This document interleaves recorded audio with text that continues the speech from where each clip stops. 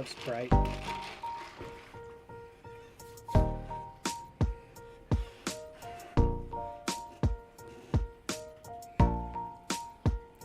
How's everybody doing?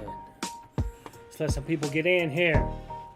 Bigfoot on 5-5, cut. 55th.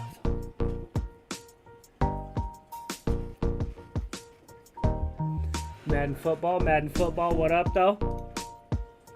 Boom. John Neal. Salute, my friend. Am I an AB member? No, I am not, sir. No, I am not. Wes in the house. Witkowski.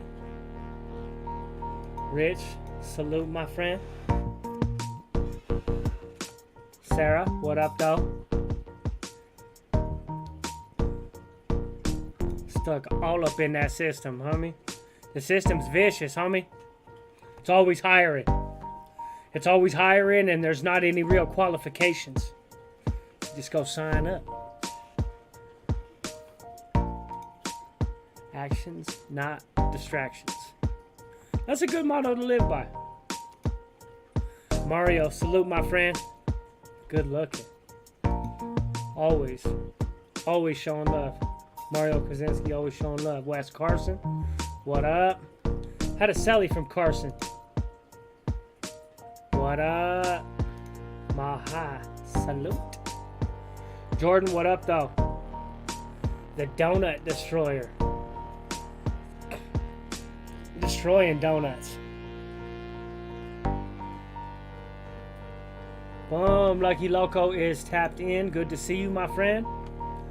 Let's turn this whatchamacallit off. Just get this music coming down. Boom. Get back to the chat. All in. Good to see you. Good to see you. Puffykins, what up? Update on application. On the master's application, I probably won't have an answer until middle of next month, I believe. They tend to make them pretty quick. They tend to make their their decisions pretty quick once they get all their applications in. But it's still open for a couple weeks. The application's still open for a couple weeks. So they won't make a decision until after they've gathered all of the applications. I know that. Boom. John Neal, what up? Nick Hewitt, what's good? Well, we're going to get into something tonight. And the reason we're going to get into this is actually a response to the video that this cat Pocho made the other day, right? Pocho 1. He says, I guess he got in trouble for shouting out. He shouted out a dropout, right? He shouted out a dropout, and I guess some people come down on him or whatever, right? And he said, oh, my bad, I guess you're not supposed to do that. And I says, well, there's people here who say that I'm from a dropout gang, but what they consider a dropout gang in Colorado is not the same thing as California considers a dropout gang. Now, it's the same word. They use the same word, but it's not the same thing at all. The gang that I'm from was a prison gang called Los Primer Padres. Okay, it's Colorado all the way. 100% Colorado originated. It was brought about. Well, I'm actually gonna shoot right over here. We're gonna shoot over to a man who's on YouTube. The channel is called. It's actually down in the description. It's called Gangsters, Cops, and Politicians. Is the name of dude's channel, and the dude did a really good job. He actually does a really good job on the origins of LPP, and he's pretty straight about it. So I'm just gonna go over and I'm gonna defer to him. He's actually a gang investigator, and he's got a channel. And the homie's got some real good information on a lot of gangs because he lived through it. He was a cop in Quinton for many years. I believe he worked in Folsom. He worked in several different places. So we're going to go over here and we're going to listen to what he's talking about. The local prison gang that many people outside of Colorado are not familiar with is Los Primer Padres. According to informants, Los Primer Padres started at the Arkansas Valley Correctional Facility in Colorado, DOC. They initially told staff that they were just a culture group who had gang members from different bodies, but Colorado DOC soon classified them as a prison gang or security threat group. They adopted a similar convict code as the Mexican Mafia, but did not want to get in trouble with the MA by using any of their symbols. They will use the San Diego Padres logo to represent, and some members claim to have relatives that are Sureños in San Diego. But that is pretty much where the Mexican Mafia Sureño connections end. Los Primer Padres, or LPP, have their own bylaws and address each other as carnal. Some of the rules state, no matter what, right or wrong, always be there for your carnals. They also have another rule that states death before dishonor, so they're considered a blood in, blood out prison gang. In 1989, at the Arkansas Valley Correctional Facility on the North Yard, in a walk around the track, is where the LPP is said to have originated. This is the homie Manuel right here. I'm going to stop this for a second. I'm not sure whose back this is. Not 100% sure whose back that is, but this is the homeboy Manuel. This might be De Relay's back. The homie Jesse's back. But this is Manuel Gamboa. I've done an interview with him. You can actually find interviews with him on my channel. He's doing 80 years for shooting a cop. 81 years, I believe. According to Manuel Gamboa, who was its founder. It was initially started to bring all the raza on the yard together. The name Los Primer Padres means the first fathers, and they noted Chicano and Hispano's long tradition in the state, as noted in part 1, as being some of the first fathers in the state. Gamboa said they'll also be the last fathers. Besides Gamboa, other LPP originals were Darren Romero, Angelo Diaz, Eric Davis, Andrew Salas, and a guy named O'Brien. Richard Turbo Herrera came in later, as did Skinny Vinny Rodriguez. Gamboa wanted to make the LPP an organization that united all Colorado street gangs. Gamboa didn't believe in gangbanging against your own raza on the streets, but thought it was even more important to unite while in prison. As the group evolved, they also used 12-16-16 for the letters LPP. By 1997, information was gathered that the LPP was organizing out on the street, and they started using gang connection and other connections like the Latin Dreams Bike and Car Club. See, and this was actually very easy because of the makeup of the gang. All of us were from different gangs, right? Everybody was from different gangs, so everybody had different connections. People had connections to all over the place, all over the state. And all of a sudden, you had a network. You went to prison and you came out of prison. You came out with a network of people all across the state that you could connect with that were on the same page, that were committing crime. Some people were doing good things. The homie was running running a car club.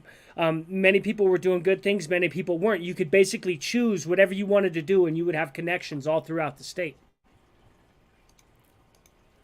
Whose president was Richard Turbo Herrera, a validated LPP member. The LPP patch was made in a hobby shop at the Limon Correctional Facility, located in Lincoln County, Colorado. And in 2013, multiple members and associates of the LPP were busted in Adams County, Colorado.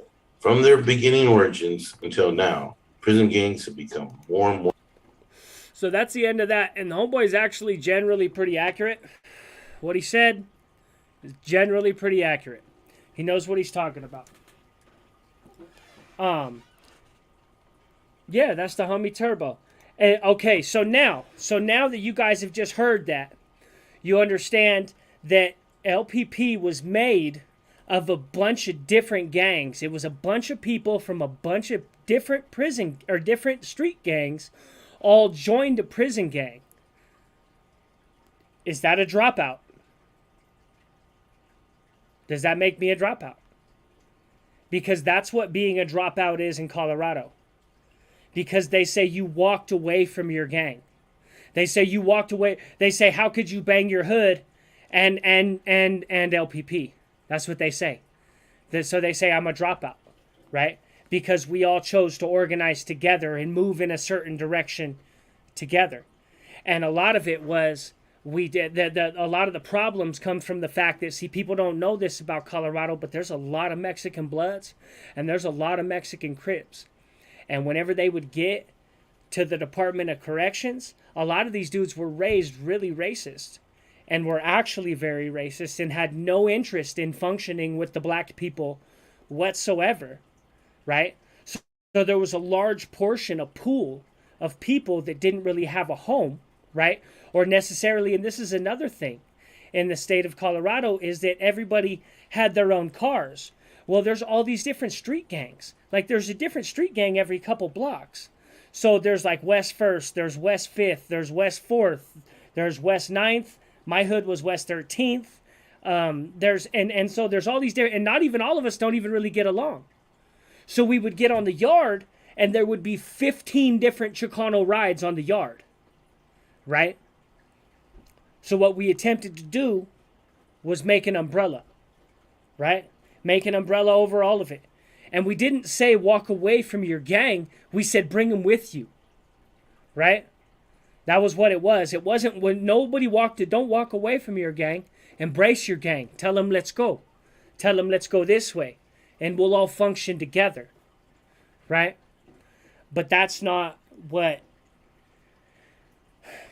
That worked for a while. And Conrad, do you want to come up?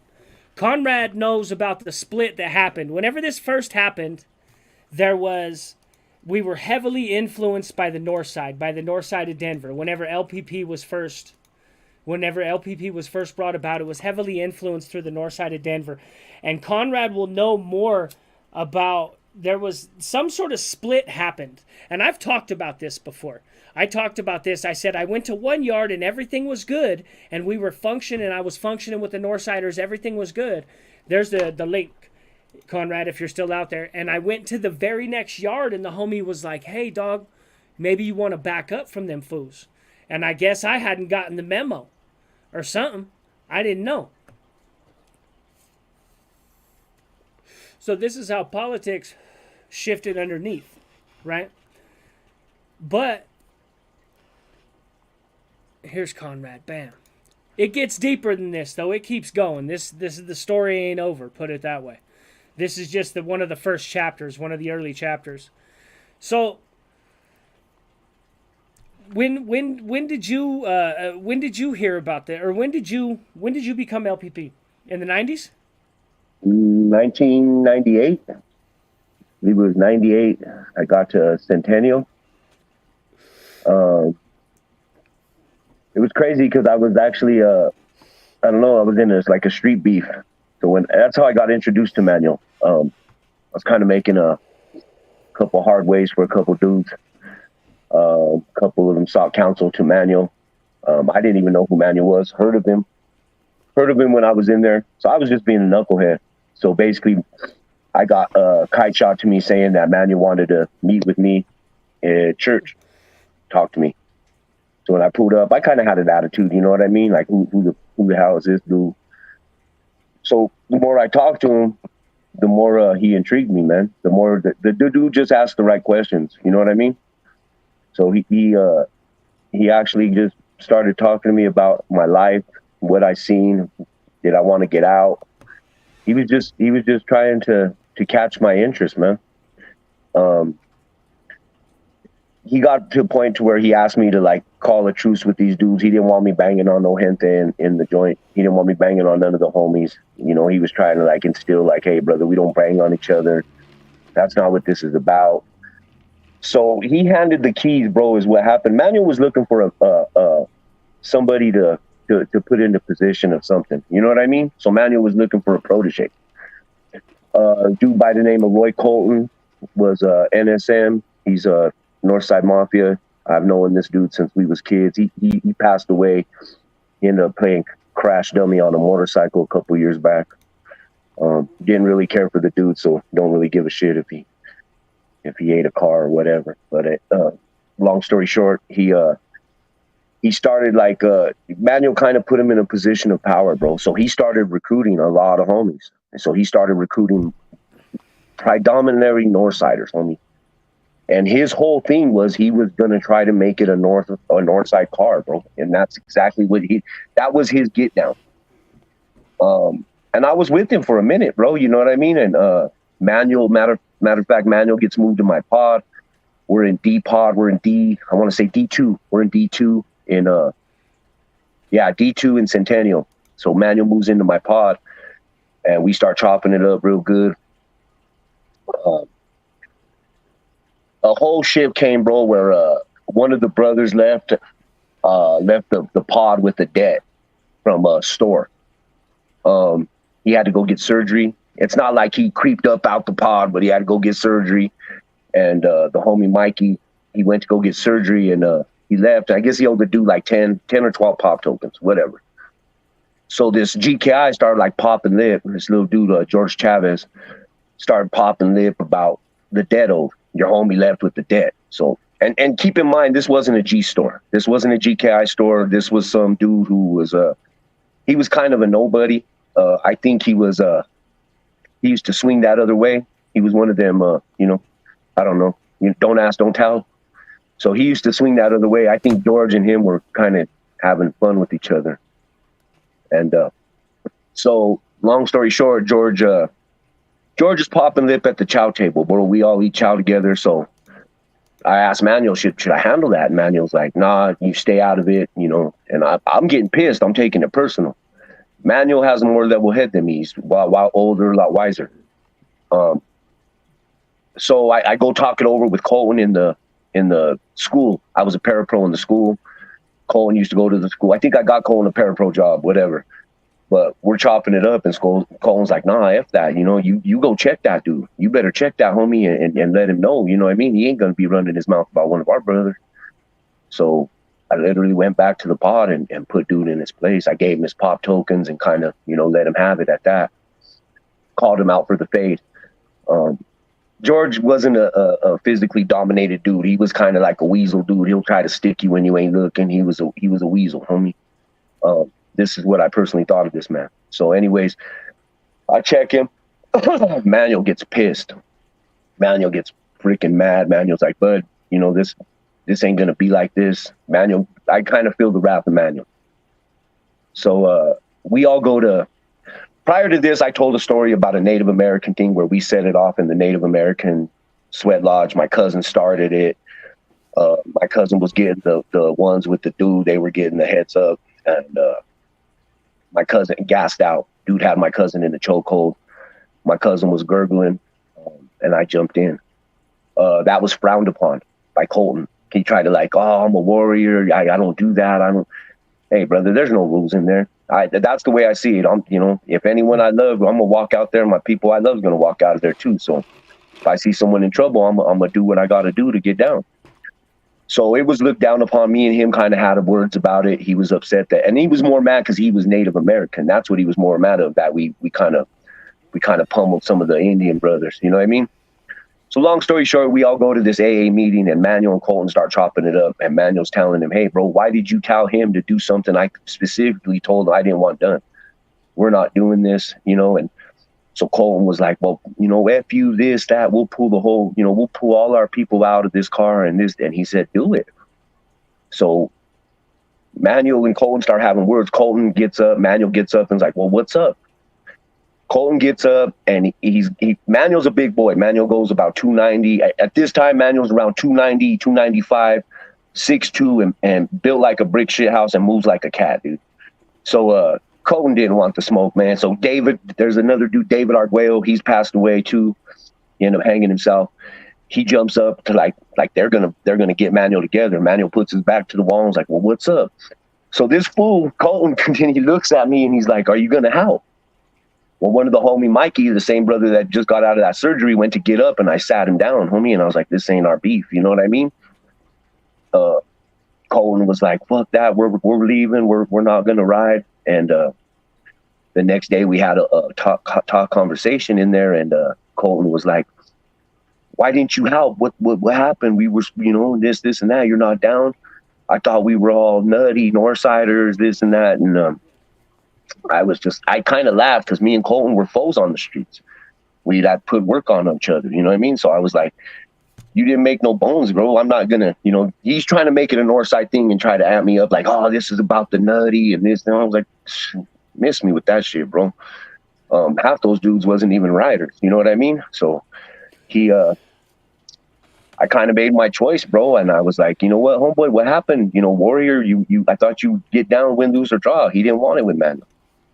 So he was trying to make it a Northside thing. He was going to the point where he was going to make his own logo. like his own LPP logo, and I was just like, wow, this dude was he went left, bro. He was running with it. Yeah. So okay. I noticed, so whenever this happens is whenever the North starts breaking away, right? It starts fractionating, and then it starts trickling through different prisons. At this time, there's no mention of anything about Dropout anything. People are mad at the time because we're recruiting from their hoods. We're diluting their manpower. That's what was pissing them off. Is because the Chicano Crips, there's not going to be a lot of them. You get on a yard, there might be 4 or 5 of them.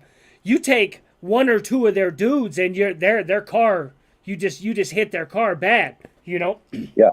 We didn't get a lot of flack from the Mexican Bloods because I think a lot of the Mexican Bloods kind of understood that there was a racial, because all of them out here deal with the racial undertone that exists in the car.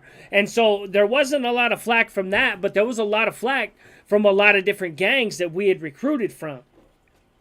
So this is what I want to know, because all of that stuff was even normal, right? Okay, he gets into it with Colton. Everything's kind of, the North is breaking off. The North is still going back to its old roots, its old entity roots.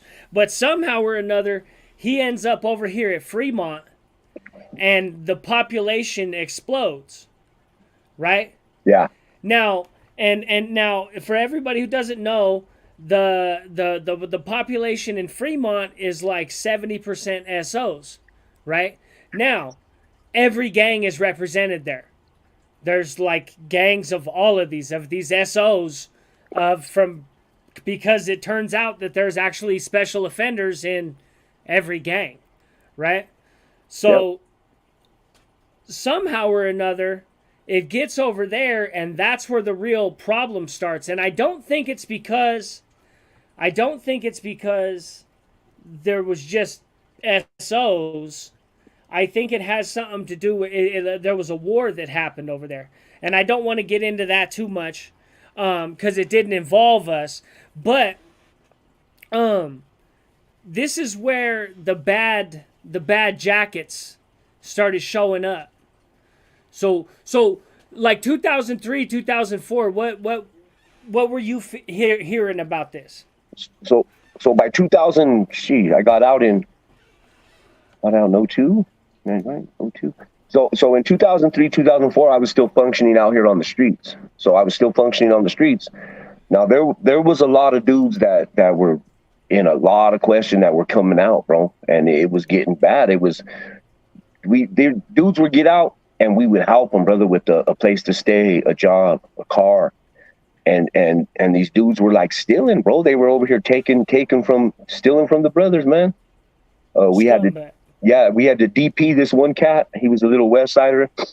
We had to DP him. You know what I mean? And it just got to the point, bro, where it got all jacked up. Just and this is something that's been uttered all the way since the 90s, bro, about the quantity over quality. And I always believed that they were just trying to get quantity, brother. And and a lot of brothers felt this way. It's like, this is just, and it's not going to turn out bad. And never in no point for any gang. I don't care what a gang it was. I don't care if it was a motorcycle club, who they are. It never turns out good when you go for quantity over quality, man. It just never turns out good. It will never turn out good. And the fact of the matter is, there's not that many people out there that are about that life like that. It's just a fact. It's just a fact, dude. Yeah. I would say one of every maybe fucking 12 people are like that, bro. To think you have a whole team full of hitters and killers and bouted dudes, it's crazy, bro. You know, I was hearing words that they were calling us Latin protection program, homie. And I actually, brother, I almost had to piece up a homie from my neighborhood, a homie that was like a dude that I knew for a lot, bro, for like uttering that stupid shit out of his mouth. You know what I mean? Yeah. Matter of fact, one of the homies checked one of the homies from Criminals, bud. One of the brothers from Padres, they were working together. One of the criminal brothers said something about me, and the homeboy Bootke went in on him, bro, and was letting him know, hey, like I'll get the heads up. I'll take that fade right now. That's my boy. You know what I mean? Like, and it was funny to me because I laughed about it because when I seen Christian, I told Christian, you know what's funny about that, brother? Is I've been around that dude many times since I was Padres. He's seen the tat on my back and never has he uttered one bad word about it, bro. He never tried to attempt to DP me. None of that. Nobody ever. I wasn't going to let no one put hands on me, brother. If anything, I saved that vato. He was getting beat down by a bunch of Sureños in a riot we had in Bend County. And I got involved in it because he was over there being a little like I don't know, a raw dude trying to like watch the scrap, and he got kind of put into it. So I ended up in the hole longer than all those cats for that fucking thing, bro. They didn't want to let me out, which was crazy. So yeah. I was functioning, brother, but at no time was it, I was programming, but at no time was there never a chance where I said, you know what, I'm programming, I'm going home. If somebody wanted something or wanted to get out of line, so be it, homie. Like, it doesn't matter. You know what I mean? This is the moment we're in now. Yeah. The door isn't open anytime soon. So, I don't know, brother. It was crazy. It started with that Northside thing, though. It really did, because George, they call him Boxer. George Madrid. He was a Padres for a long time, bro. And he walked away when Colton walked away. So these are dudes that I've known since I was a kid, bro, that know my family, that know my, you know what I mean? And George Madrid, him and Colton tried to get a kid to stab me one day in the school. They tried to talk that kid, David Ortiz, into taking a piece and shanking me. And one of the other brothers came up to me and was like, hey, bro, he's got a piece, homie, and he's saying he's got to hate you. Well, me being a parapro, I was like, shit, okay. Well, went to the big file cabinets and had my boss open up that file cabinet and got that big ass state lock because I had access to the file. So I was like, yeah, just leave it open. I need to go through these files here, and then I'll close it for you. So I took that big ass lock, wrapped it in my belt, homie, and went out to it wasn't yard, it was called mall. And all the mall is the middle of the prison. You can't see no scenery. You're just literally in the like corridor of the prison. You're just walking around. So that's the little break they give you from school. You got to go sit out in the mall. So sitting there with this big ass lock in my pocket wrapped around my hand, I'm looking at this kid, and you could see he's scared to death, bro. This kid is scared. And David was a beast, bro. He wasn't a little punk. He could fight, bro. He used to hit the weight pile. He was in good shape. He used to always try to tell me how crazy he was or tough he was. It never got really put to the test. But that day I told him, pull that shit out. You know what I mean? I confronted him. I walked up. I go, I heard you got something on you. Pull it out. Let's get it. And he got scared, bro. I swear, bro. I swear. He threw it up on top of the roof. He was scared, bro. And it was crazy. They thought I was plotting on them, bro. My cousin Louis, who was in Centennial with me, was down in G-Pod. So when he heard all the shit was cracking off with Manuel and them, Louis was trying to shoot me a filero. So yeah. Colton and Boxer and all them got wind of that, and they were asking me why I needed a filero. I didn't ask for a filero. Never asked for this. See what I'm saying? My cousin's just going around trying to get it on his own behalf. I didn't ask for a filero. I wasn't worried. If that's the case, yeah. Manuel, I'll take the ass whooping. You know what I mean? I ain't afraid of an ass whooping, but I didn't ask for a filero. So after this happens, and then into the early 2000s, there starts to be problems with recruiting. Right? Yeah. And then so around 2012, I get out around 2008, and I'm functioning fully on board in Denver, right? We're functioning basically as a street gang, as a full-on street gang in 2008. And there's people from every faction. Like I said, we got people from all over the city, all over the state, all functioning together. In 2013, the indictments come down, right? And where were you at whenever the LPP indictments come down? I believe it's called what? It's called Operation Tattletale. Yeah, see, I didn't even know that till the other day when you said that, brother. I kind of took offense to that. I was like, fuck. Yeah. So that's what it's fucking called. That's harsh. Well, hey, get that. You know what, bro? Those fucking feds, whoever makes up those names for them fucking stings, bro, is a fucking straight up comedian, bro. Because he always got some shit in there. They always got some shit in there where they're like laughing at him, motherfucker. Brother, I was living in Westminster. I was working, but I was also like doing my own thing, brother. And again, mom's is a straight G. And mom's gives me a call and she's like, hey, you guys are all over the news. And I'm like, what? And she's like, you're all over the news, this, and that. I'm like, not me. She's like, yeah, the Padres, this, and that. And again, I think my mom's bullshitting you. I think she's lying. I think she's bullshitting. And what happens, what takes place and what happens is she's like, you better get that tattoo removed. I think she's bullshitting. So I go to the homie, you know, we're chopping up, doing some business, and he kind of looks at me and he kind of like, hey, bro, he drops a paper out. He's like, these are your boys, ain't it? And I was like, bro, I don't know who the fuck that is really. You know what I mean? Because I didn't. I wasn't functioning with anybody. I had already walked away and was like, I'm not going to go back to jail because some fucking idiots can't get their shit together. And I had told you the story behind, you know, closed doors of what happened with the phone call and shit. And I was getting threatened with the police. And I was like, oh, hell no. That's where I just said, like, hey, everyone lose my fucking number. I ain't doing this. But, yeah, so he kind of pulled the card and you could just see he was scared, brother. Like he was worried I was part of that indictment. And so I basically paid dude what I owed and we kind of split ways, bro. Had to close down shop with whatever I was doing. And it wasn't a good look, bro. I was like, I just laid low and had a talk with a couple of brothers that I was still solid with and just let them know. I was like, hey, bro, I'm telling you right now, I better not end up in jail over some bullshit that I didn't do because I'm not going to be happy. And I was like, and I swear to God, I'm going to take heads, bro. I was like, I'll wage war on all of you for this. And he was like, no, bro, it's not that. It was, and I was like, I'm just letting you know, homie, I don't want to get thrown in jail for saying hello to a motherfucker. You know what I mean? Or shaking a motherfucker's hand. Simple. You know what I mean? Not that if I end up in that position, I won't take it on the chin. I will. But at the same time, I'm gonna do what I do. I'd rather not. Yeah. So, furious process. It says, y'all are out of jail. Why relive the most shameful and painful moments of your lives? There's a reason that I'm making this. I'm making this video because I watched a video from Pocho One the other day, and it piqued my idea. He says, well, you know, we're not allowed to talk to dropouts, right? Now, if you ask somebody from Colorado what a dropout is, what a dropout gang is, you can't talk to people from dropout gangs, they'll say us, right? But exactly. it has nothing to do with what they call dropout gangs in Colorado or in California. It has nothing to do with the sensitive needs yard or debriefing or any of that.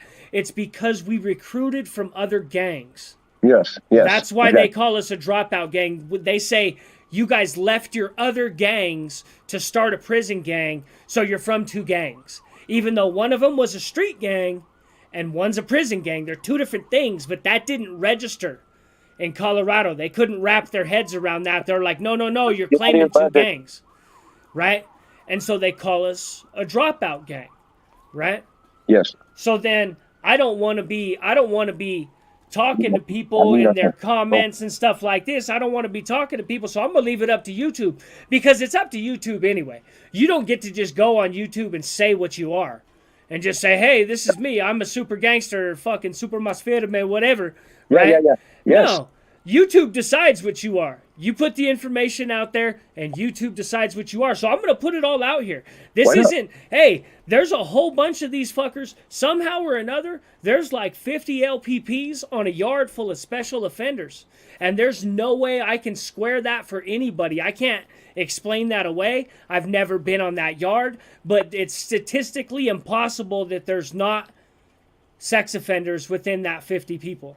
No, yeah. And you shouldn't have to explain it away, my brother. It's not for you to explain unless you put that motherfucker on, you know what I mean? You're personally. Unless you handpicked the motherfucker yourself, you got nothing to explain. Furious process. He asking some good questions. It is therapy, brother. It is therapy. And that's why I do talk on here. It is therapy for me. And you don't understand. Like, I have a lot of demons, brother, from them. That part of my life still kind of tortures me. Has it stopped me from moving forward into my future? Absolutely not. My future is great, man. I have a beautiful life. But at the same time, you know what I mean? This stuff needs to be talked about because you can't outrun your past, brother. It is what it is. You know what I mean? And this is, You know, it's all good. Like, hey, we wasn't doing anything different than the Sud was doing or the G's was doing. Because like I told you that day, bro, I don't see no Suds in the Colorado and Denver. I hardly ever see any. So where the fuck did all these guys come in? You go into the pen, bro, there are hundreds of them. Where did they all come from? And that's what I'm saying. They all didn't just, oh, yeah. Brother, I seen G's that were different gang members that walk up and tell me they were Northside G's. And I was like, you got me fucked up, homie. There is no GKIs in the Northside. Oh, no, we're a Northside G. And I go, no, you're not. You are a Northsider that claims GKI. You are not a Northside G, by no means. None of you motherfuckers ever went to the spot, carved out a pot, carved out a piece of the block, and held it 10 toes down. The fact of the matter is, that would unite all Northside fucking gangs to eliminate your ass if you tried some shit like that. It wouldn't ride. It wouldn't happen, bro. So I used to get into bangs with some fools like this and laugh at them and be like, you ain't no such thing as Northside Cheese, homeboy. Got me fucked up. That's a prison gang. That's a West Side gang first, and then it turned into a prison gang. It isn't even a West Side gang anymore. It is a straight prison gang. There's dudes from Greeley. There's dudes from all different parts of the state that are G's. LPP is Los Primer Padres. So I just want to stop everybody for a minute and let everybody know this is a great time to talk about the newest sponsor of the channel. I actually picked up a sponsor, an affiliate link for this channel. So we're going to go over to this commercial that I put together. This is my first. Coffee Brand Coffee is American owned. My first, this is going to be my first commercial that I've ever put together. This is for Coffee Brand Coffee. The link is down in the description. You use promo code Gangish, you get 5% off. But this is my first commercial, so don't hate me too much. And now a message from Coffee Brand Coffee. Coffee Brand Coffee is American owned, roasted and shipped right here in the U.S. with fresh roasted flavors like blackberry cream and my personal favorite, blueberry cobbler. They've got coffee for everyone. I don't know if you're a coffee person, but I am. They've also got organic teas like Sunpower Green and Breakfast Earl Grey, and even cocoa for people who prefer cocoa. So if you're looking for coffee, down below the link, promo code Gangish, 5% off automatically. Tap in the link down below, 5% off, promo code Gangish. Boom! First commercial ever. Picked up an affiliate, right? Homeboy opened up the little thing and I whatchamacallit. So, the link's down below in the description. It'll be down below in the description of all of my videos from now on. So please, tap in, promo code Gangish, save yourself 5%. Let's see. Got people in the system. I'm from Boyle Heights. So somehow or another, the recruitment just gets completely out of hand. And in 2013, the indictment comes down. Now, in early 2013 is whenever I caught my case. My case had nothing to do with anybody else. I got caught on caught my own case. I was my own co-defendant, all that shit. Got caught in a house with a stolen car and some other stuff. And I got to watch the indictment happening on the news while I was in jail.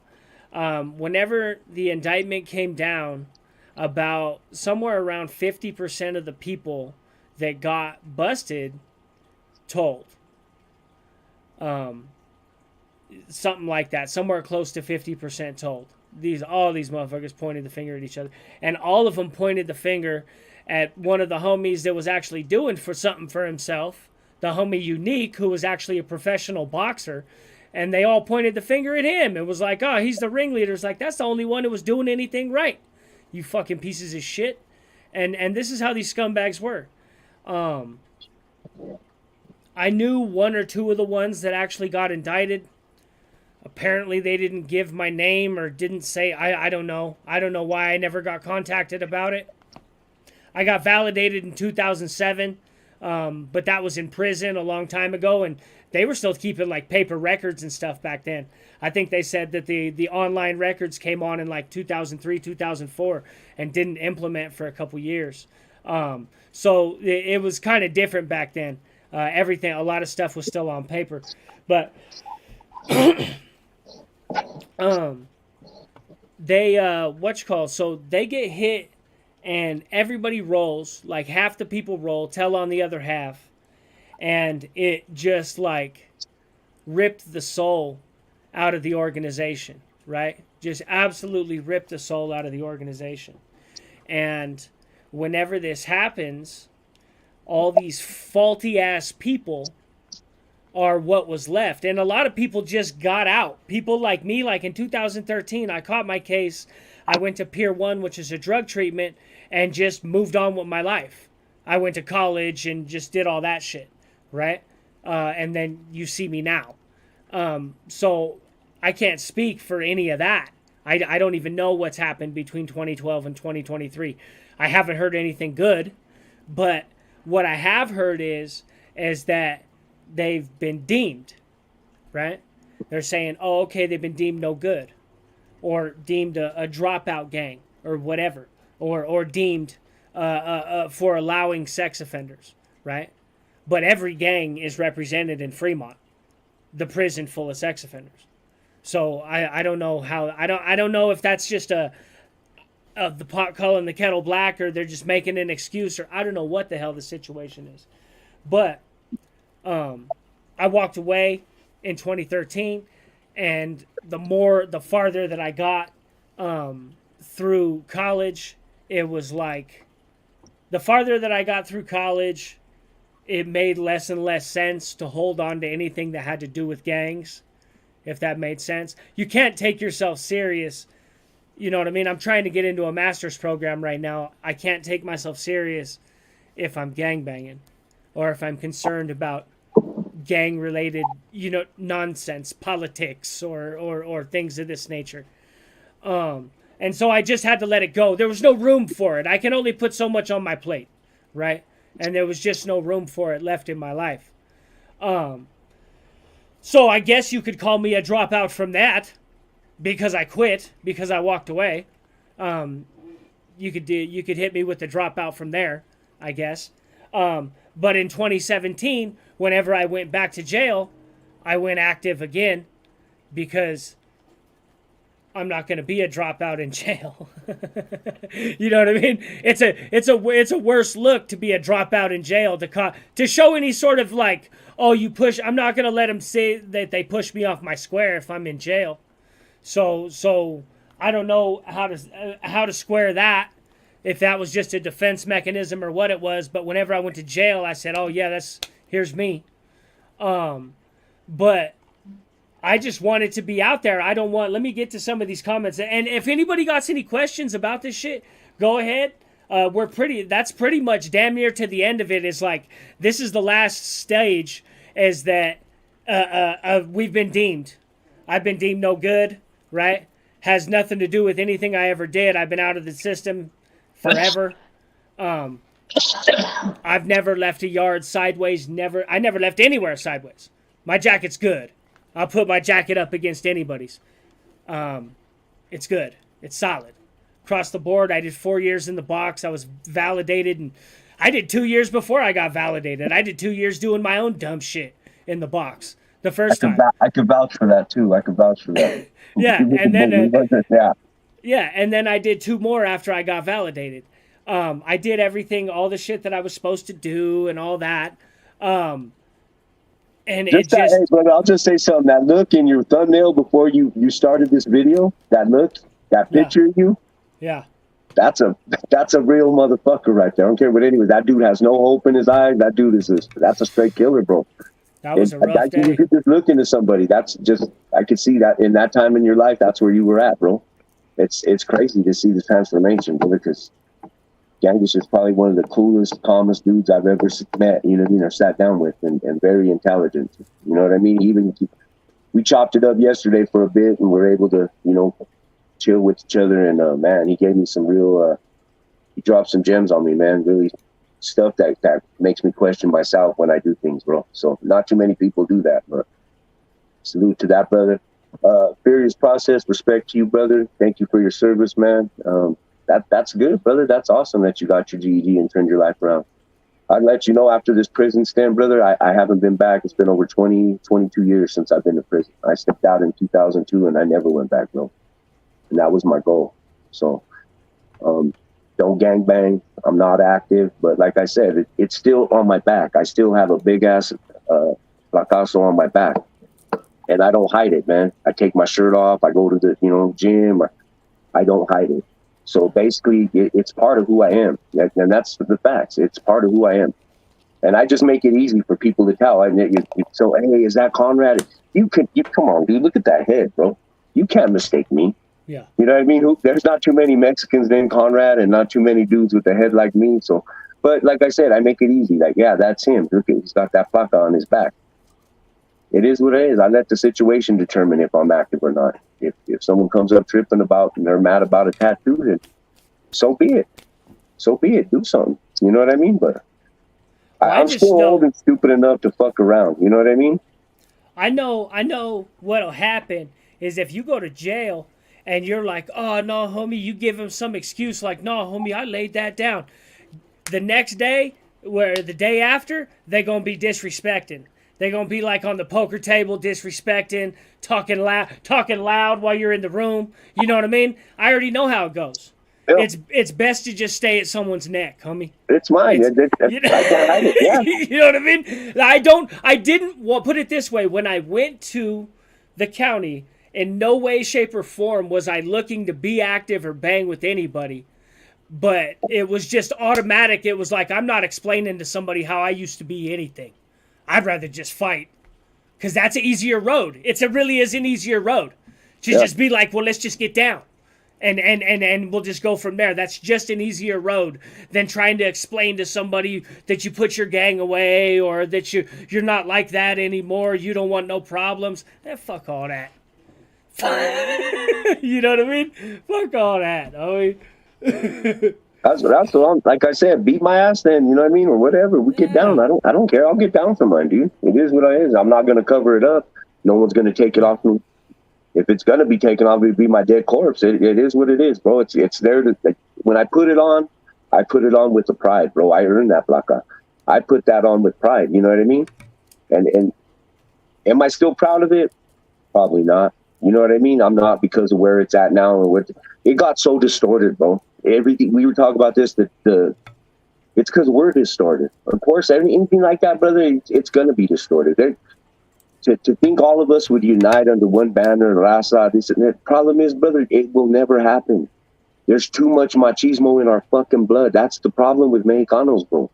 You're too fucking macho, bud, to go fucking to meet with some other dudes and have a sit down and really, you know. And they were talking, you and what's his name? I'm sorry, Rascal was having a discussion about how the power structure is set to keep everyone at the bottom, bro. It's set for those old dudes to stay in power. It's just like the government now. It's crazy, bro. And they pillage and they tax their brothers. I'm like, bro, this is crazy. Like, you got to pay to be a gang member, bro. Like, what? This is fucking criminal enterprise. This shit's all free, man. What are you talking about? Like, but I don't know. It's crazy, brother. It never, like I said, it's never worked for any gang. Never worked for the mob. Never worked for any motorcycle club.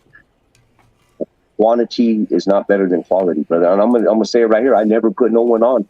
I never put one dude on Padres. Not one.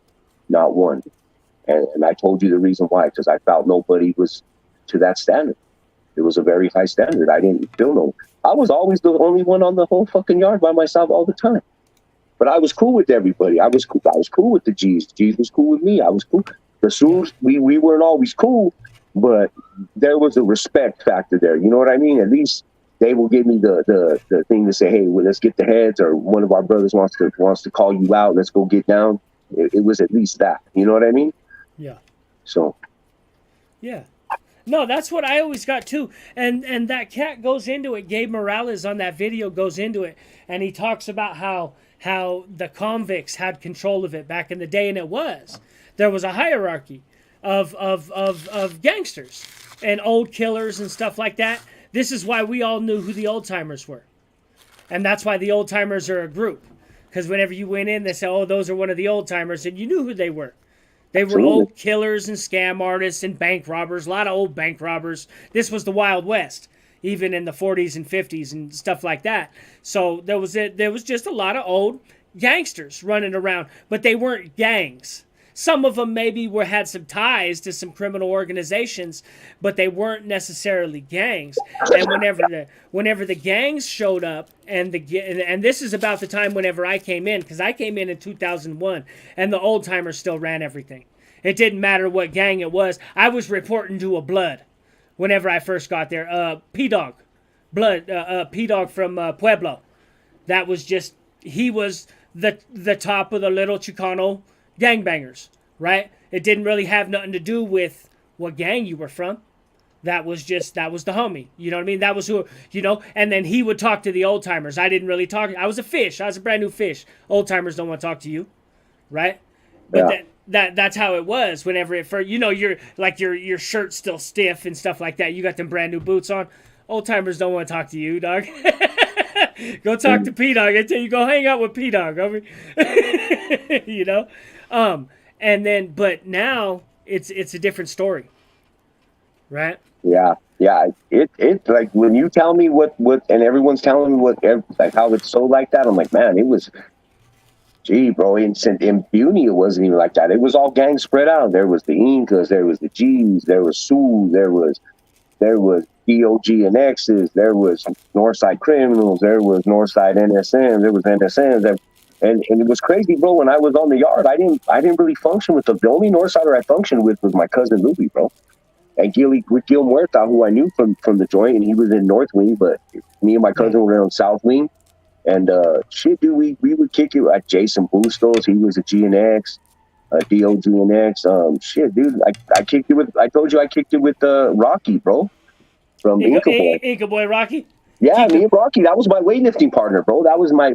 I was over there with him. I was over there in Buny with him. He was there whenever I got there. I was super cool with me and Rocky was super cool. I was really cool with Rocky, and it kind of ruffled some feathers. Denny, who was Whoop, he kind of called the shots on the Incas.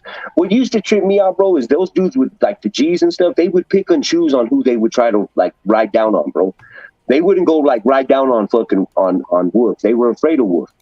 So we would ride on those skunks. You didn't fuck with certain dudes. You didn't fuck with them. You knew it was a fight. You knew it was actually going to be a war. So you didn't play with them. But if you seen some little lame pull up and he was claiming Inca Boy, he probably got his ass whooped. It was just very pick and choose of who they wanted to fight. It was a lot of, to me, there was a lot of chicken shit cowardice in there. A lot. And people, how they function is like just chicken shit. Oh, if I got to get down, the whole car's going to get down. And I'm like, damn, that's the most chicken shit I ever heard, dog. Go get your heads. Why you want to get fucking 30 people in a fucking riot because you can't take an ass whooping? Because you can't get knuckled up. You know what I mean? Like, where the hell is that? You're a coward, homie. Yeah. So, I don't know. Were we Latin protection program? Yeah, I protected some motherfuckers. I'm going to be honest with you. I protected a bunch of Northsiders from a lot of Sureños. I saved a lot of Northsiders beatdowns. Whenever them fools were them Northsiders were complaining when they were getting rolled the fuck up. Bro, when I got there, and all I had to do was just tell the Sureños, nah, homie, I'll take them fools. I'll take them fools. They're good. They're good with me, dog. And they just leave them alone. Same thing with the Incas. Incas just show up, and I just tell the Jesus good, dog. He's gonna roll with me.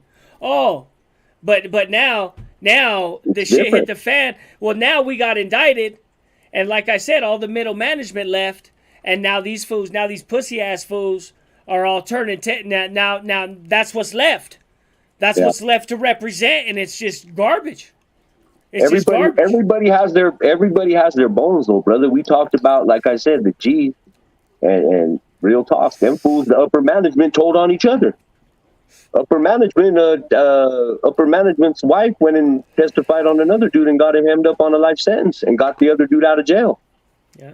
So you ain't got shit to be proud of. I know your past. It's every gang. It's every gang. Exactly. It's all of them. It's all of them. They all fucked up and they all got rats. You know? I had a Sureño here try to check me, bro, tried to write down on me when I got to Bend County, and I asked him what the SUR stood for. What does the SUR stand for, bro?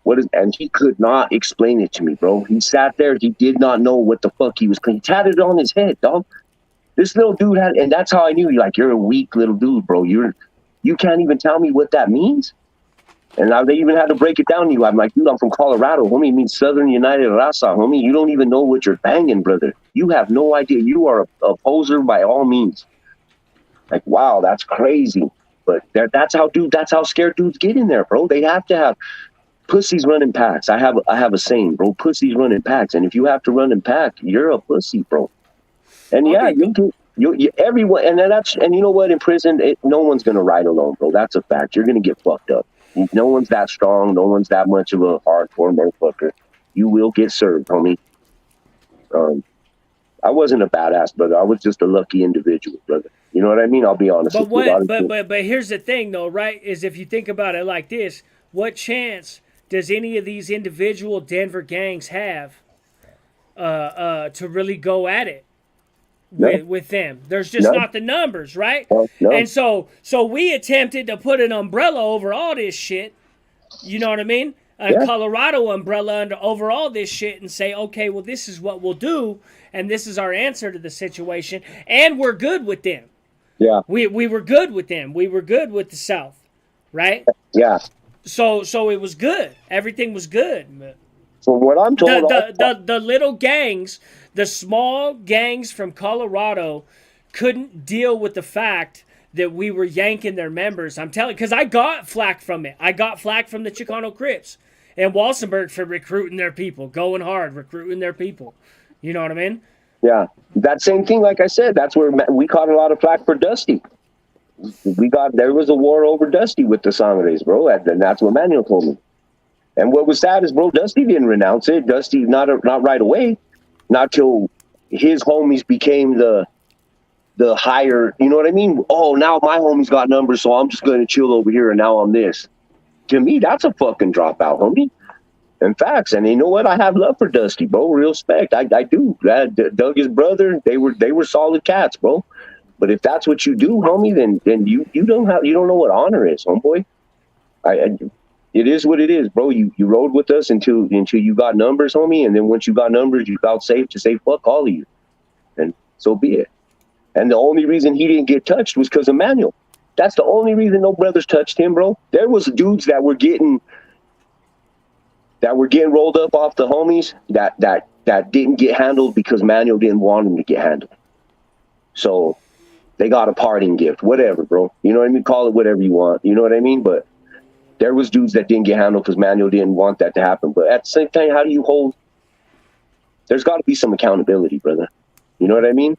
There's got to be some accountability. Now, I'm not all with that, hey, bro, you got to do fucking burpees till you fucking throw up, and hey,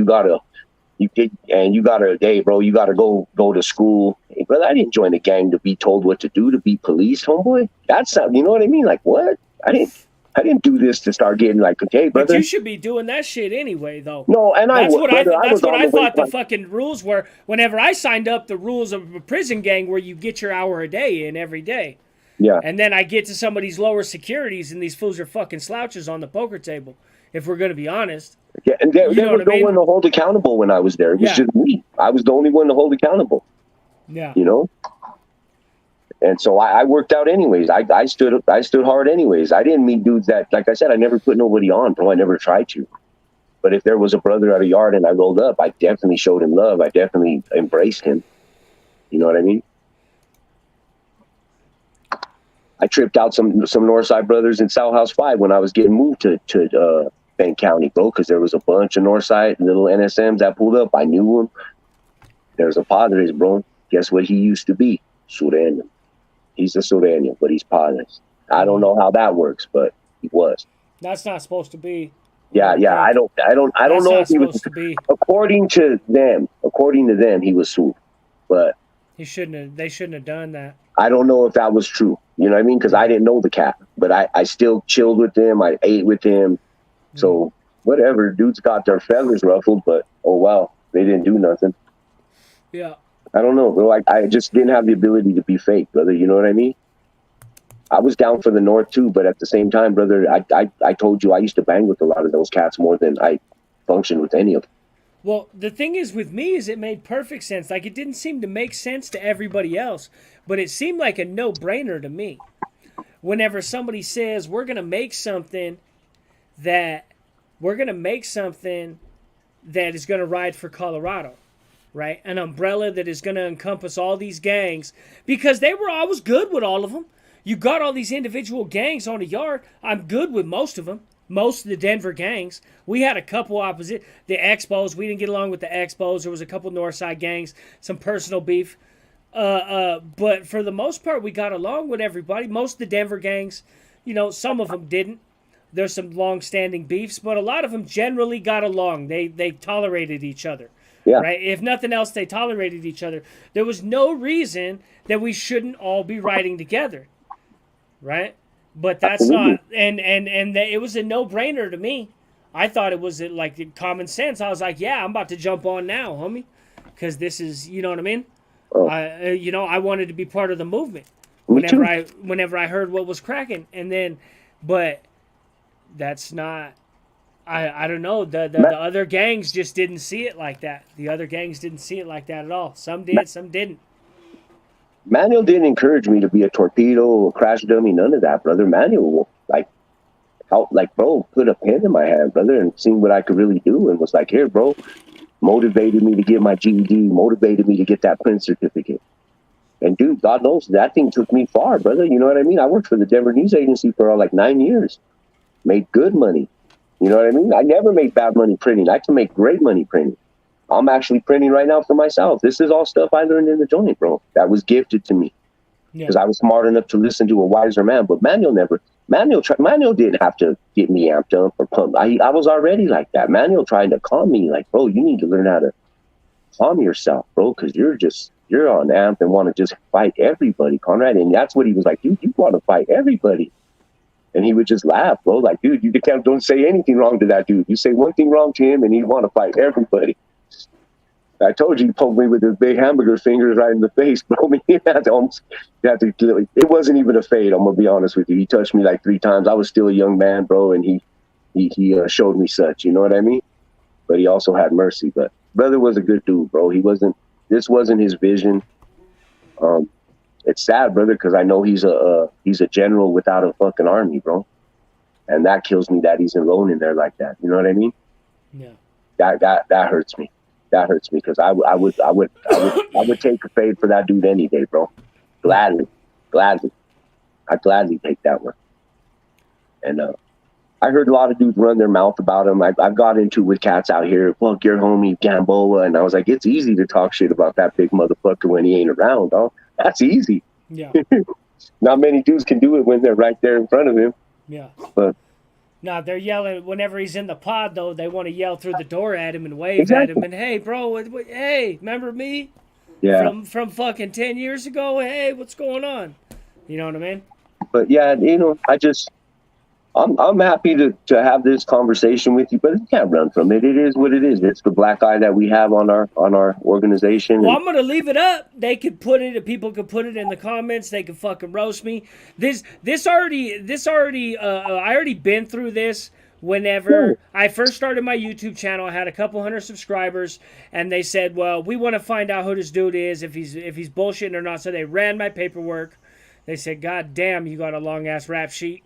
But I'm just a criminal. And then they said, but what about this LPP stuff? They said, we hear things about sex offenders and Dropout gang and da-da-da-da-da, right? And I says, okay, well, here we go. And I talked to him about it, but I only had 200 subscribers at the time. So now it's a different story. So moving forward, people can make up, people can describe me however they want to describe me, and I'm not going to be mad. If people say I'm from a Dropout gang, fine. That's fine. If they say I'm, that's fine. You can't stop people from saying anything on the internet. And if you try, it'll just make it worse. That's their truth. That's their truth. They can say whatever they say. That's fine. But I'm putting all the cards on the table. I'm putting all the cards on the table. You can check my name. My name is Christopher Gregg. Check it out. Christopher Gregg. Go look it up. Solid as they come, people. Solid as they come. Yeah. I promise you. Do your worst. Find whatever you want, but there's just nothing there. That's all you're gonna find is a bunch of criminal shit. Ghosts. Stolen cars. A lot of stolen cars and broken in houses too. And distribution. I caught a distribution case. They raided my house. I did one of those. Just shit like that, man. That's crazy. So whatever I am, I am. I'm trying to get a master's degree. Waiting for a response from graduate school. So that's much more important. I like the way Pocho One said it. Pocho One said, I didn't drop out, I elevated. The homie went to college and elevated his life. And that's basically what I did. I didn't drop out of anything. I just moved on and went to college. And I just don't have time anymore to gangbang. I got a YouTube channel to run. I got a YouTube. Yeah. Well, yeah, we're chasing the bag. We're too busy trying to get the money, get the bag, and do it the right way. Prove that we're not held accountable, or that's not who we are. That are judged on our worst day and served our time, brother. We did everything we had to do. Okay, it's our turn to enjoy life. You know what I mean? And know that place was just a stopping point to the destination, brother. I'm good. This is very therapeutic for me. I'm not gonna lie, brother. I hold a lot of this shit inside, and I don't talk to many people or anybody about this. So, respect to everybody. Respect to all the Sud and any gang you claim. Respect to you, man. You know what I'm saying? Hopefully you realize that this shit doesn't pay you, and get your senses about you. The only one who's gonna give a fuck about you is one. Now that doesn't mean go tell on someone. That doesn't mean that, but you can definitely make your own life, man. You can definitely run, not, I wouldn't say run, but you can definitely outmove your past and don't have to be focused on that person. But I can't hide it, bro. It's just what it is. Yeah. I just, you know what I mean? I don't want anybody I don't want to build some sort of fan base and then have somebody to be like, oh, Gangish exposed, and then they come out with some shit out of left field, and then half of my subscribers leave or something like that. We're just going to put it on the table now, and they could just figure it out now. That's the best way to get it. You know how to tell if a cop's following you? How? Pull over. If he pulls over, we're going to find out right now, because I'm not going to let you get your 5 other homeboys with you to do like a pit maneuver and all this fancy stuff. If I think I see a cop, we're going to pull over. If I'm like in a G-Ride or something like that, we'll pull over immediately, dog. And then if you pull over, then the chase is on. It's a 1-on-1, not a 5-on-1. Yeah. I need to know ASAP. If that's a cop chasing me, I need to know ASAP. And if he just moves on, he just moves on. Yeah, you don't have many blocks. You don't have many blocks to get away. The radio is always faster, but you have about roughly a 10-block radius to probably jump and bounce and get the fuck out of there before they set up fucking. Get you a homie. I left him on I-25. Did you? In a European car, dog. I'm not even going to talk about what it was. I hit the gas, homie, in a European car and left him sitting still in a Crown Vic. Yeah, that fool was sitting still on the highway, dog. With one of the homies. I got one of the homies that'll vouch for that. He was with me too. I got one when I was here in the hood. I told you about in the Cherokee. Yeah. Brutal, bro. Brutal. But I kind of got away within like a 6-7 block radius and then jumped out the car, and we were in the hood still, so we got to the homies and dodged and died. We did the 5 Ds. Yeah. Got the fuck out of there. John Benet Ramsey, I remember her. Ooh, that's Culture War Vultures. We need to get that going again. Yeah. We need to get that going again. Right. Is that guy Pocho the real deal as far as acting was just supposed? I like the cat. Well, I'll tell you this. I've listened to some of his stuff and I was like, wow, this is like really positive and really inspirational. I was like, I felt good inside. I felt a little warm. I was like, damn, dog. You know what I mean? Good shit. But then he come out 2 days later with some old spiteful ass shit, talking shit to somebody. So I was like, oh, okay, it ain't all roses. You know what I mean? It probably depends on what kind of mood the dude's in or something like that, because he came out a couple days later swinging. So I don't know. The answer is I haven't made my mind up on him yet. I think I like the cat, but I don't know. But if I'm a dropout, he can't mess with me anyway, right? Yeah. If I'm from a dropout, it's funny, we're out of prison, bro, but we're still running pillar prison politics. Hey, homie, but I don't care how that is, brother. Everyone's talking this positivity shit, and they're like, positive this, positive. I get that. That's fine. But then you're still rolling prison politics and on here. Yes, Prison yes. politics on here, So- on YouTube. And I'm not saying, hey, I get it. I still hold a lot of that stuff Yeah. in my heart, and I still use it today, bro. And people got to it's crazy. answer for what they do. People do No, got to answer for facts. what they do. You know what I mean? There's a reason I don't come on here and just run my mouth about everything that I know. You know what I do know, though, is a little sneak peek of the next video that's coming out because it's breaking news right now. Well, in the last couple days, is the FPP Mo has been arrested and is in custody. They caught him. Yeah, Oh, and it's not good. I've got the videotape, or I've got the audio tape from his courtroom. Here in Colorado, they caught him. I'm not 100% sure on where they caught him. This is why I'm not. I just know he's in custody, and I have the audio tape of his Respect court. to that young man, man. Shit, I'll be praying for that dude. You know what I mean? I know he got a lot of hate already, and, you know, I get it. When you kick up dust like you do, bro, and you don't bow down, then you're going to get hate. That's what it is. That kid they just went hard for theirs. I can't hate him. I don't get the haircuts. I don't get most people with hair because I'm bald anyways. But I don't get the haircut.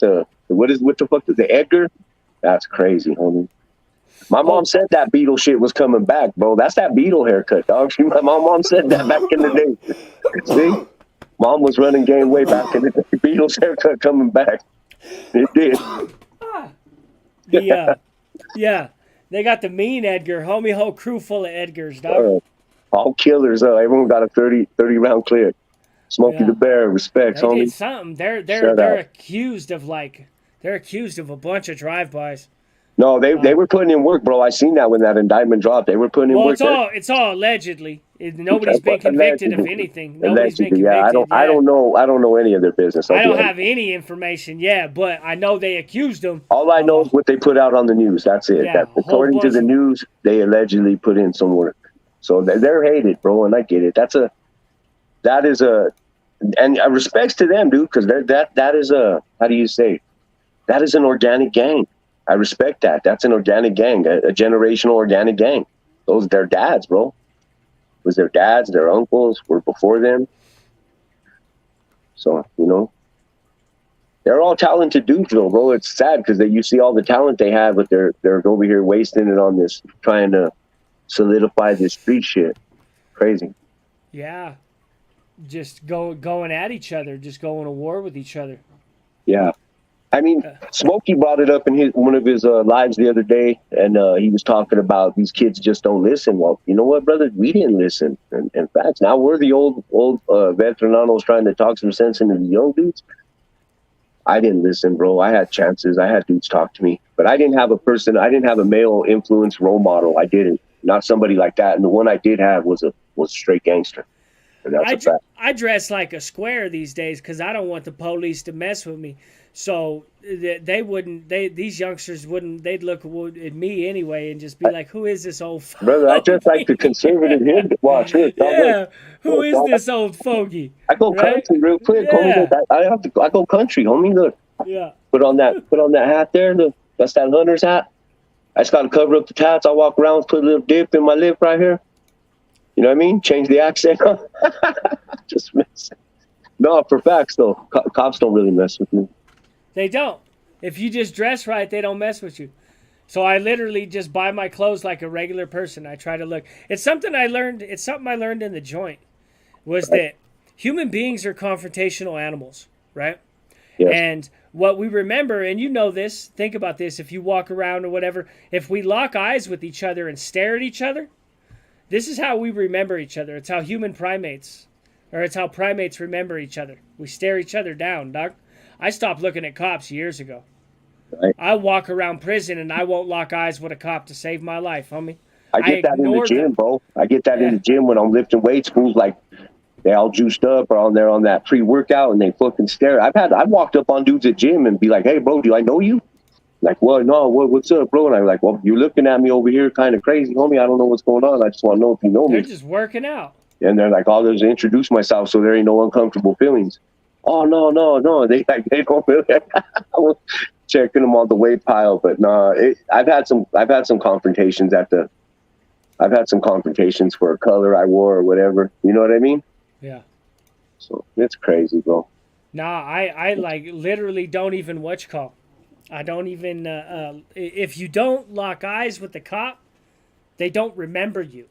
Oh, They don't know who you are. They didn't know who. They didn't know where I came from. Whenever that situation happened in Ordway, I had been on the yard for 90 days, and none of the cops could figure out who I was because I wasn't talking to them. And I had been sprayed. I had been sprayed with OC, and everything was leaking out of my face. yeah. So I wasn't answering any questions anyway. They didn't know who I was. They kept bringing over new cops to try to figure out who I was. I don't talk to the police. I don't look at the police. I don't lock eyes with the police. I don't acknowledge them. And if you don't do that, you become unmemorable. You just become part of the scenery. It's them fools who are staring them down and acting crazy and staring at them crazy. They remember these fools. Or the fools who are up in their face, hey, what's going on? Yeah. You know what I mean? And then the same asshole's getting locked up. Because he knows you now. He knows your dumb mouth. You're over here running your mouth. My name is just so it's He just says the very paperwork on 2DS. You got the paperwork? uncommon. Woo! I could use that. We could go with that too. Paperwork on who? 2DS. Who's that? Little blood fools that got indicted a little while back. Bunch of Edgars. Oh, okay. Whole another team of Edgars that I did a couple of videos on them in the past. Yeah, I've got a couple of videos on them whenever they got hit. They allegedly hit a couple people, shot a couple people. Some dude up in Commerce City, I believe. I've heard rumblings. What I hear is people jump in my comments and they say, "Oh, this fool's telling, that's fool's telling," but that's just comments. You know what I mean? I'm waiting for something to come through. I'm waiting for something to hit, some sort of paperwork or something like that. We were just talking about Mo yesterday. We were just talking about that. I know. Somebody sent me a video this morning. They sent me the video. And not only that, I authenticated the video because this is the thing. The video they sent me is from the Sangres, right? And I know that because I followed the page, or I followed the link, and I know who those people are. It doesn't look like it's a blood page, but those are bloods. I know they are. Gotcha. They're not only bloods, they're generational bloods. Gotcha. And generally probably smart ones because their page doesn't look like their bloods. Gotcha. There was just a name that I saw in it that tells me, okay. So what I did is I took I took that audio and I sent it to one of Mo's cousins. And I said, "Is that your cousin?" And he said, "Yeah, that's my cousin." He confirmed it. So I've got it from his. I just to make sure that I wasn't getting a biased source. You know what I mean? That I wasn't, because them cats don't them cats don't like him.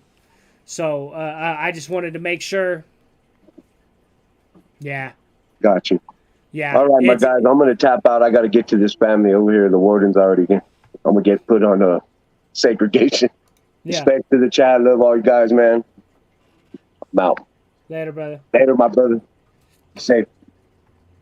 So let's see where we're at. Bam, bam, bam. No room for pride and love or friendship. I'm telling you.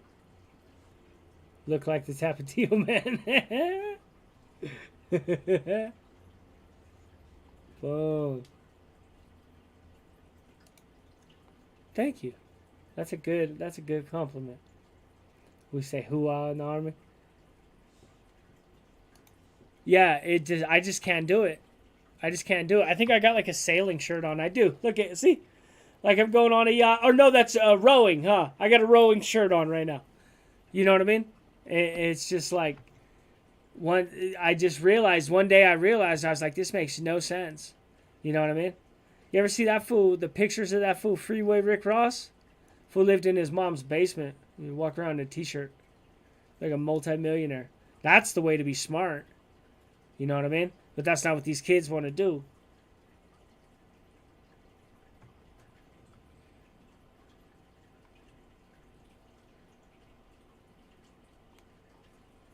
Oh. Took care of my pops for 13 years. He was a combat medic, first cab. And I got it tattooed on my right arm. Endless gratitude. Nice. Nice. Oh. Later.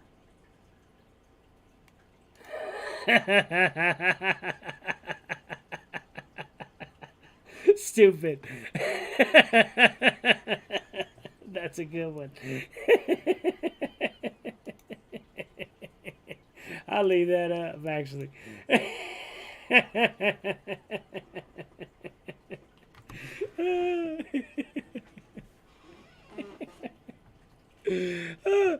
Let's go over to a word from our sponsor. Coffee Brand Coffee. Coffee Brand Coffee is American owned, roasted and shipped right here in the U.S. with fresh roasted flavors like blackberry cream and my personal favorite, blueberry cobbler. They've got coffee for everyone. I don't know if you're a coffee person, but I am. They've also got organic teas like Sunpower Green and Breakfast Earl Grey, and even cocoa for people who prefer cocoa. So if you're looking for coffee, down below the link, promo code Gangish, 5% off automatically. Tap in the link down below, 5% off, promo code Gangish. You heard him, promo code Gangish, 5% off. Tap in down below. Coffee Brand Coffee. Boom. Tim Hennessy from the IE. What up, though? Yeah, it did the other day. It's been going crazy. It went crazy. There was a crazy thunderstorm yesterday. A lot of places have been getting flooded out. Like even the baseball fields and stuff like that. They just can't take any more water. It's wild. The sewer in the sea.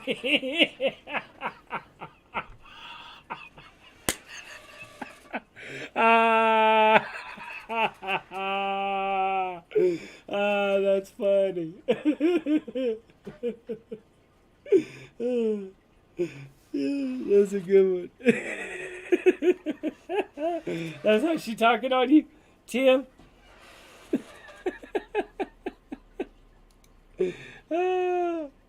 Yeah, baby. I'm telling you. That's the best way to support the channel. Go to the link down below. Automatic 5% off. Yeah, hell yeah. That shit's funny. Yeah, hell yeah. Good looking. Good looking. I'm telling you. Hey, they got some cold. They got some cold flavors too. I can't even mention so many of the flavors that Homeboy's got. It's there's coffee, cocoa, and then he comes up with all kinds of like for every like Mother's Day, Father's Day, like gift baskets, anything that you would give a gift basket. Homeboy pushes out nice gift baskets. It's dope. Oh. Tim doesn't like that. All right? Talking about the IE like that. Is that the link, Choco, from my description? Yeah, that looks like the link from my description. Yeah. Thank you so much. Chilling right now. Yo, Chef, eh?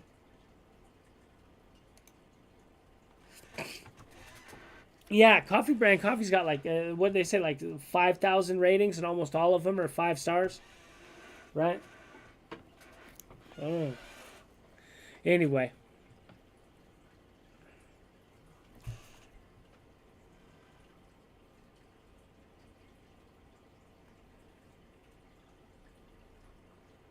I just got a weird ass text message. I don't know what's going on over here.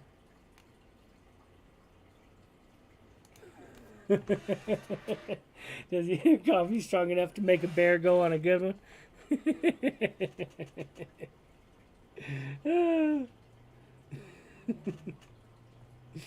Anyway, my friends, that's, I mean, like I said, I don't know. People will figure it out.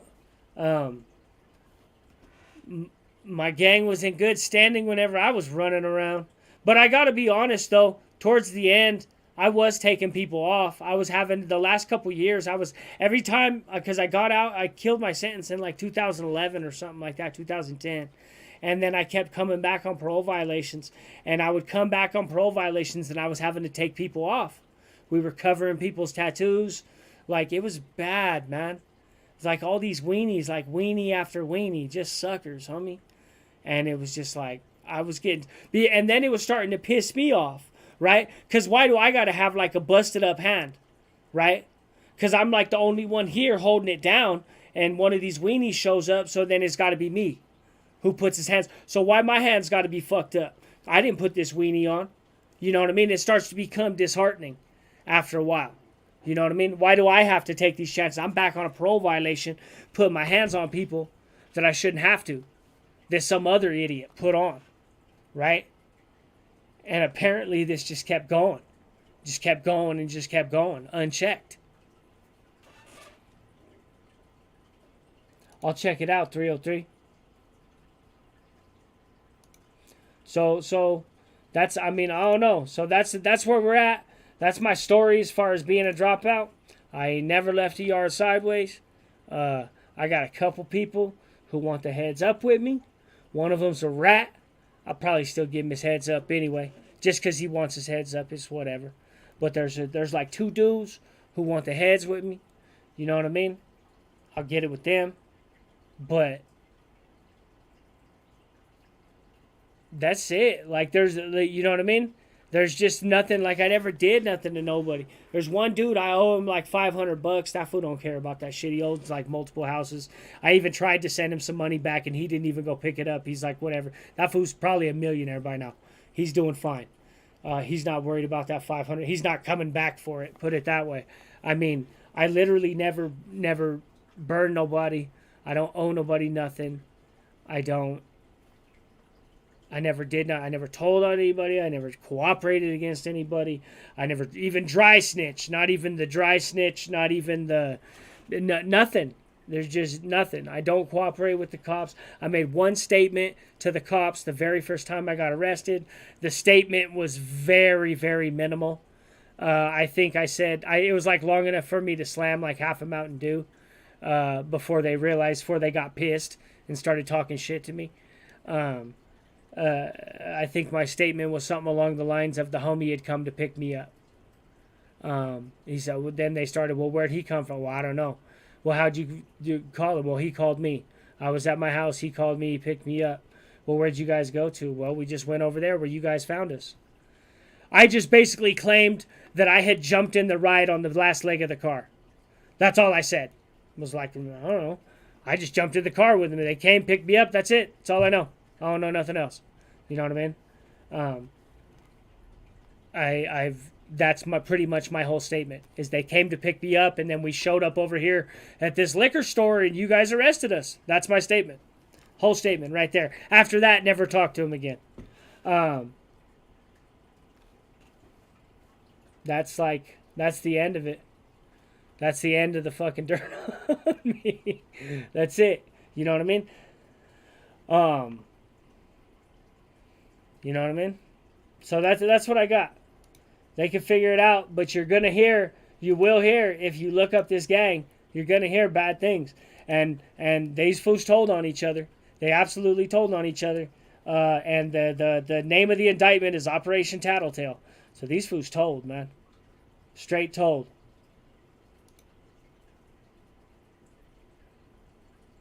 Nah, they knew. I remember the one fool he tried to have somebody like, he tried to have the blood fool come talk to me and like vouch for him a little bit. But he had already been a weenie. We got to the point where we were just sweating people walking in the door. Just sweat people. Just send the homie Donnie. Send the homie Donnie in there to be like, what's up, fool? ULPP, let me get down. Let me get my heads. And if they even acted scared, if you weren't ready to get down with the homie right there, and the homie wasn't huge, the homie was a little bit crazy, but he wasn't like huge or nothing like that. He's probably 5'7", 5'8", probably a $180, you know what I mean? $175, something like that. Older guy, you know what I mean? I just send Donnie in there and he'd sweat him. And if they weren't ready to get the heads and defend LPP, gotta go. You know what I mean? But there wasn't a lot of people like that were doing that. You know what I mean? People lost. That becomes very disheartening whenever you have to do that. It really does. It became very disheartening very quick. And it was just like, it breaks your spirit. Like, what the fuck? Why do I have to clean up other people's messes? You know? I already went. I just did 2 years in the box. When I got validated, that was somebody else's mess. Right? But it was my own mess, too. I was going hard. I hit the yard hard, started establishing a yard. I actually established like a regiment on the yard, right? I started recruiting people, and that's what really pissed them off. I started recruiting people. And they were like, what the fuck? I was on the yard by myself. I had one homie on the yard. He was on the other side of the yard. He couldn't help me at all. It was just me. So I hit the yard and start doing what I'm doing, homie. You know what I mean? And I established the yard, homie. I established us a foothold on that yard, homie. Within 90 days, I had 7 people in my ride. Whenever I got there, there was 2 of us. It was me and another dude on the other side of the yard. By the time I was done, in that 90 days, I had 7 people in my ride. Sitting in my table, working out with me, cruising with me, ready to go. Right? And the other gangs were like, no, dude. You're not, LPP's not welcome here. This is completely after the split from the north side. Whenever we were no longer dealing with the north side. And that was it. That was it. That cost me 2 years. 2 years in the joint, right? Or 2 years in the box right there. Set the yard off over there. But thank you, sir. Yeah. I mean, pretty soon I'm going to be somebody with a master's degree. So whoever don't want to talk to me, I mean, they can eat a dick. I'm hoping, man, fingers crossed. Fingers crossed. Right now it still says they're thinking about it. But like I said, about 3 weeks. I think it's about 3 weeks out from a decision. You guys are gonna be the first ones to know. I'm gonna be making a video, guaranteed. Hell yeah! Thank you, Jen. Yeah.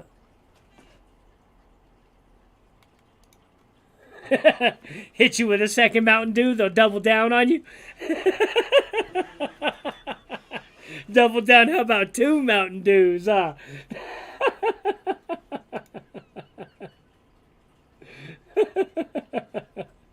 Denver, what up?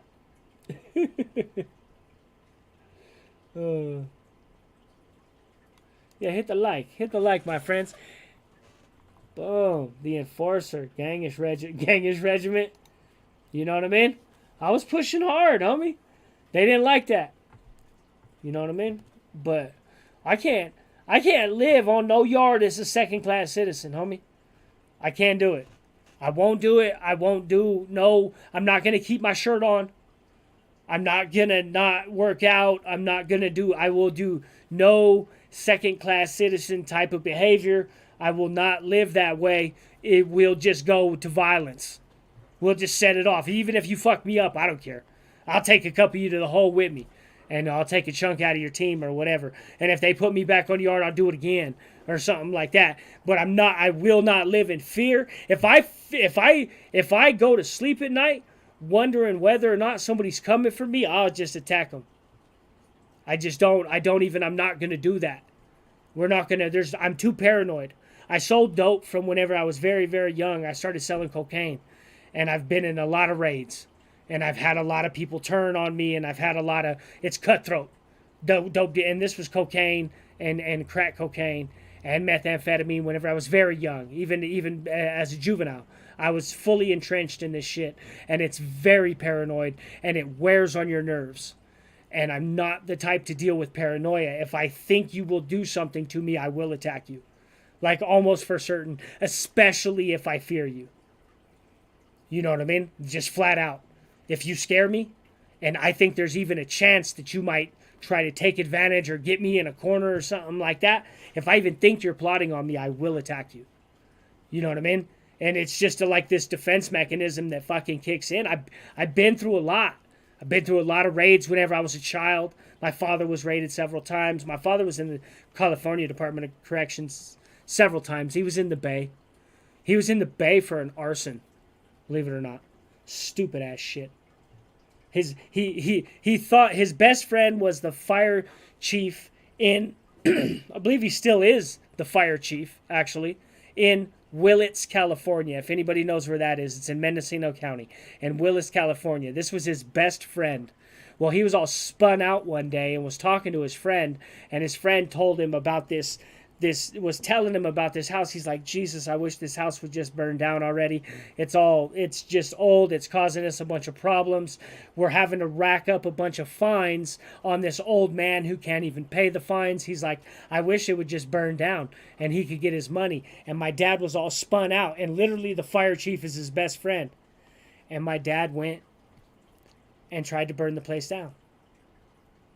And then couldn't burn it down because it was waterlogged.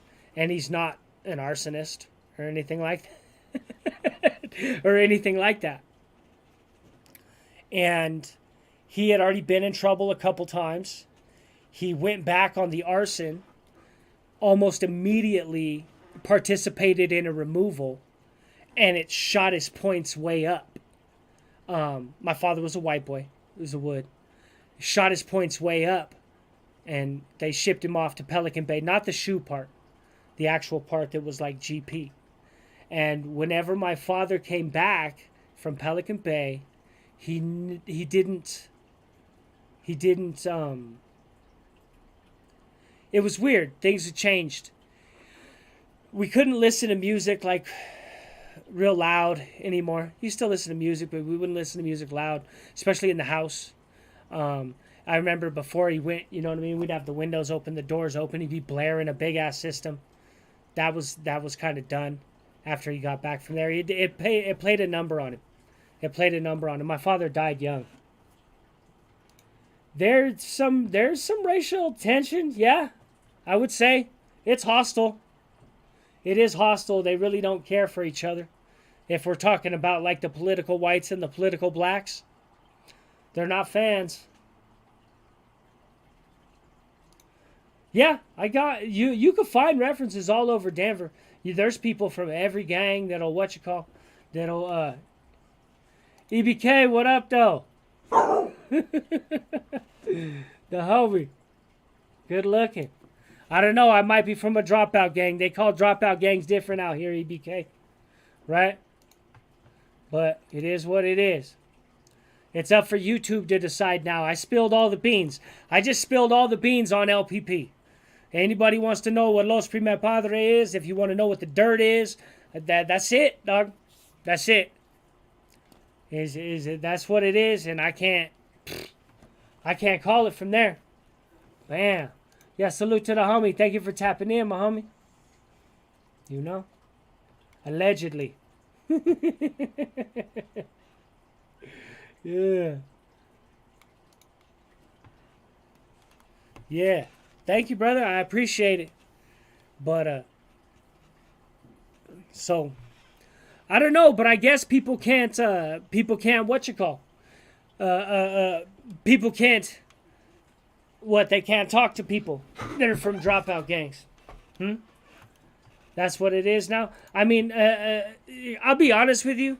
Just me personally, it's like the convict code, while I held it the way that it was supposed to be held, it never did anything good for me. There's nobody behind those walls that ever paid my rent or ever like sent my mom some money. You know what I mean? Like anything that like really matters, you know? Like is there some people back there who went on some sick missions with me? Yeah. We got some good memory. We nailed a bunch of bitches together or did a robbery for a bunch of dope. Yeah. It's good memories. But did they ever do anything that mattered?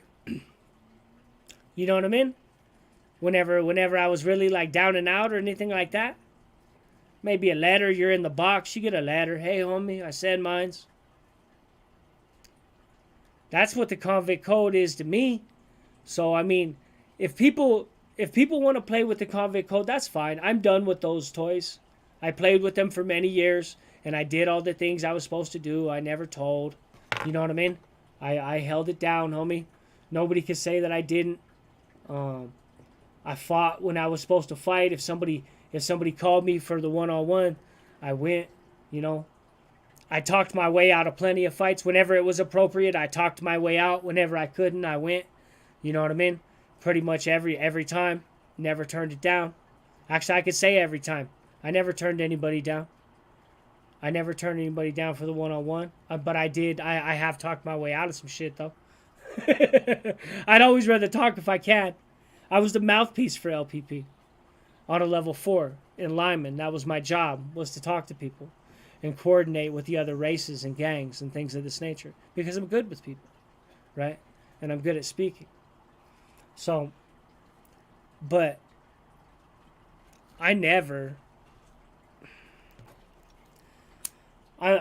done with the convict shit. I understand that people live in areas And it's dangerous out here too.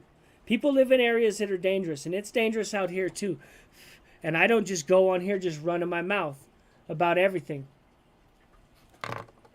And I don't run my mouth about certain gangs, because there's gangs that don't like to be talked about.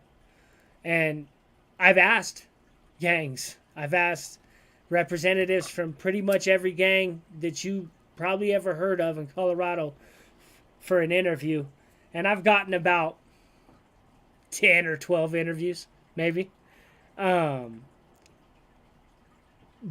I bet you I've asked for 80. You know what I mean? From every gang you could think of. And I've never ran into any hate behind LPP, if you really want to know. As much as it's like, oh, I guess these dudes got the green light or whatever. We're out of favor. I guess we've been deemed out of favor. I never got any hate. Me personally, I get nothing but love in the hood.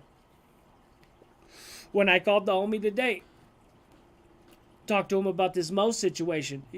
They love me. They all love me. You know what I mean? They give me the whole scoop. Hey, this is what happened. What about this and what about that? You know what I mean? He did this and he did that. I can't talk about any of it, but they talk to me. They respect me. I did know Yogi. I was in Sterling with Yogi.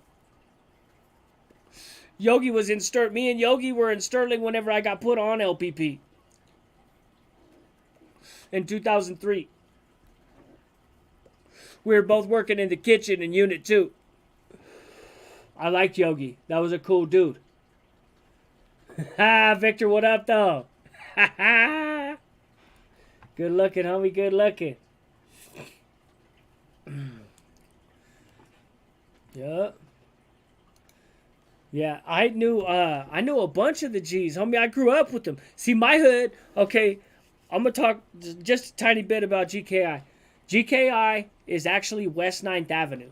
Their hood started on West 9th Avenue. Now, it's kind of morphed into something else later on. My hood is from West 13th Avenue, right? We all were street gangs. We all claimed street gangs, right? So we were 13th Avenue. There was another hood, the Mestizos, they claimed 13th Avenue. So we both shared the same street. The GKIs were on 9th. The Inca Boys were on 5th. The West 7ths were on 7th. There was a thing called West Side Mafia on 4th. And then the AKs, the Anybody Killers, claimed West 1st. So there was all the way down. And then south of there was the Buyers Hood. This is FBP, the FBP dudes, right? Their fathers. There is south of 1st Avenue. You start getting into, there was a lot of Incas down there. You get into the Columbine Projects. You can see the Columbine Projects where the homeboy Gennaro died, where we had the memorial. I put out a short that says "Rest in Peace, cuz," and then I've done some memorial things, some interviews with him. The homeboy was a cheeky 30, and his grandmother lived in the Columbine Projects. Those projects right there, those were infested with Incas back in the day. But that was all down in that same area. That's all down in that area by the Buyers Hood. By where the Buyers Hood run around, them FBP fools. Yes, FBP is strictly a prison gang. It was operating, that was one of the only rules. As far as I know, there's only been one exception made. We did make an exception one time. It was a crew of dudes, and it actually had to do with like some familial shit. Like somebody was really closely related to some people at the top. And so there was one exception made, but other than that, and then there was people who even had objections to that. But yes, it is strictly a prison organization. You had to go to prison. Yeah, R.I.P. to the homie Gennaro. All 2 blocks of it. Yeah, right. We got all kinds of stuff now.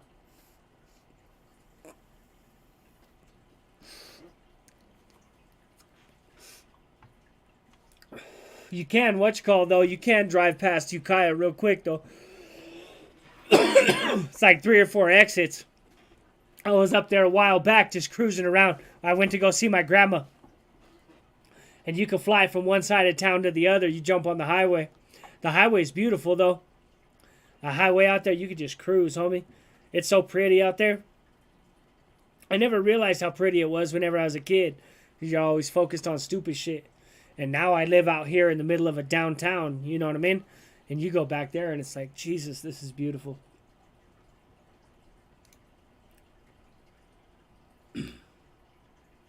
It's better than Williams. Right? So, I don't know. I don't know what these fools think. Let's see. Anybody got any questions about this situation? Or anybody want to jump up? I mean, that's pretty much, that's like I said, I spilled all the beans. That's it, man. I don't know. Whatever they want to do from there, that's on them. I'm not going to stop.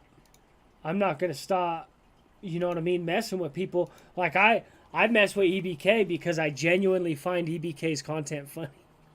If you really want to know. It has nothing to do with him, oh, he's a dropout, he's not a dropout, he's not a... This has nothing to do with this situation. This is YouTube. This is about YouTube. Do you like the content? You know what I mean? Do you like the content that you see? If you like the content you see, you interact with it, right? So I understand that people have codes that they have to live by, right? Some people, you know what I mean? They have... they feel that, you know, anybody who's on a sensitive knee jar or whatever, that they're degenerate or whatever the situation may be, that's fine. But from what I can tell, I've done my research, and it's about half the goddamn population is on PC status in California. So unless you lead me to believe that half the damn population is no good, which I don't believe, because I've met people, right? They've basically decided that about half the population is no good. Half the general population is no good, and they've just deemed them PC because of it, or they've went PC, or they went over there because they wanted to program, or they came in the system and wanted to program, whatever the situation may be. That's not... I don't agree with that. I don't see how that could be true. Half the population's no good. Like, really? That's not tenable. It's just not tenable. I've been to prison. It's not half the population's no good. There's some scumbags running around, and that's another thing. People are what you call. People are criminals. They're gonna act like criminals. Boom. What's good? What up? What up? All right. So since you started on that topic right there, like Okay. the whole population and CDC and shit like that. All right. So trip out. Mm-hmm. So motherfuckers fail to realize that majority of these individuals. Now I'm not saying maybe 70% of these individuals on those yards are really about the business. They'll really fucking clap you. They'll really fucking take your win. They'll really whatever. You know what I mean? The other 30% is individuals that don't want to do time. They're scared to go to the line. They're dope fiends. They're snitches. Blah blah blah. Whatever. Right. So, you know, for people to sit there and say, "Oh, you're a dropout." Okay, first off, motherfucker, you have to drop in to drop out. Okay, let's get that straight. You have to be part of one of these organizations up in the higher echelon to be considered a DO. Other than that, you're just on the northern side, you're a no good northerner, you're in bad standings, whatever. You didn't roll up your mattress, you got fucking whacked. You know what I mean? So, you know, that whole fucking, they use that term too loosely. You know what I mean? You know, from dirty politics, you know, you could be sitting on the yard being all good and doing your thing, and next thing you know, someone comes on the yard with some status, and he doesn't like you. He has some sort of personal vendetta towards you.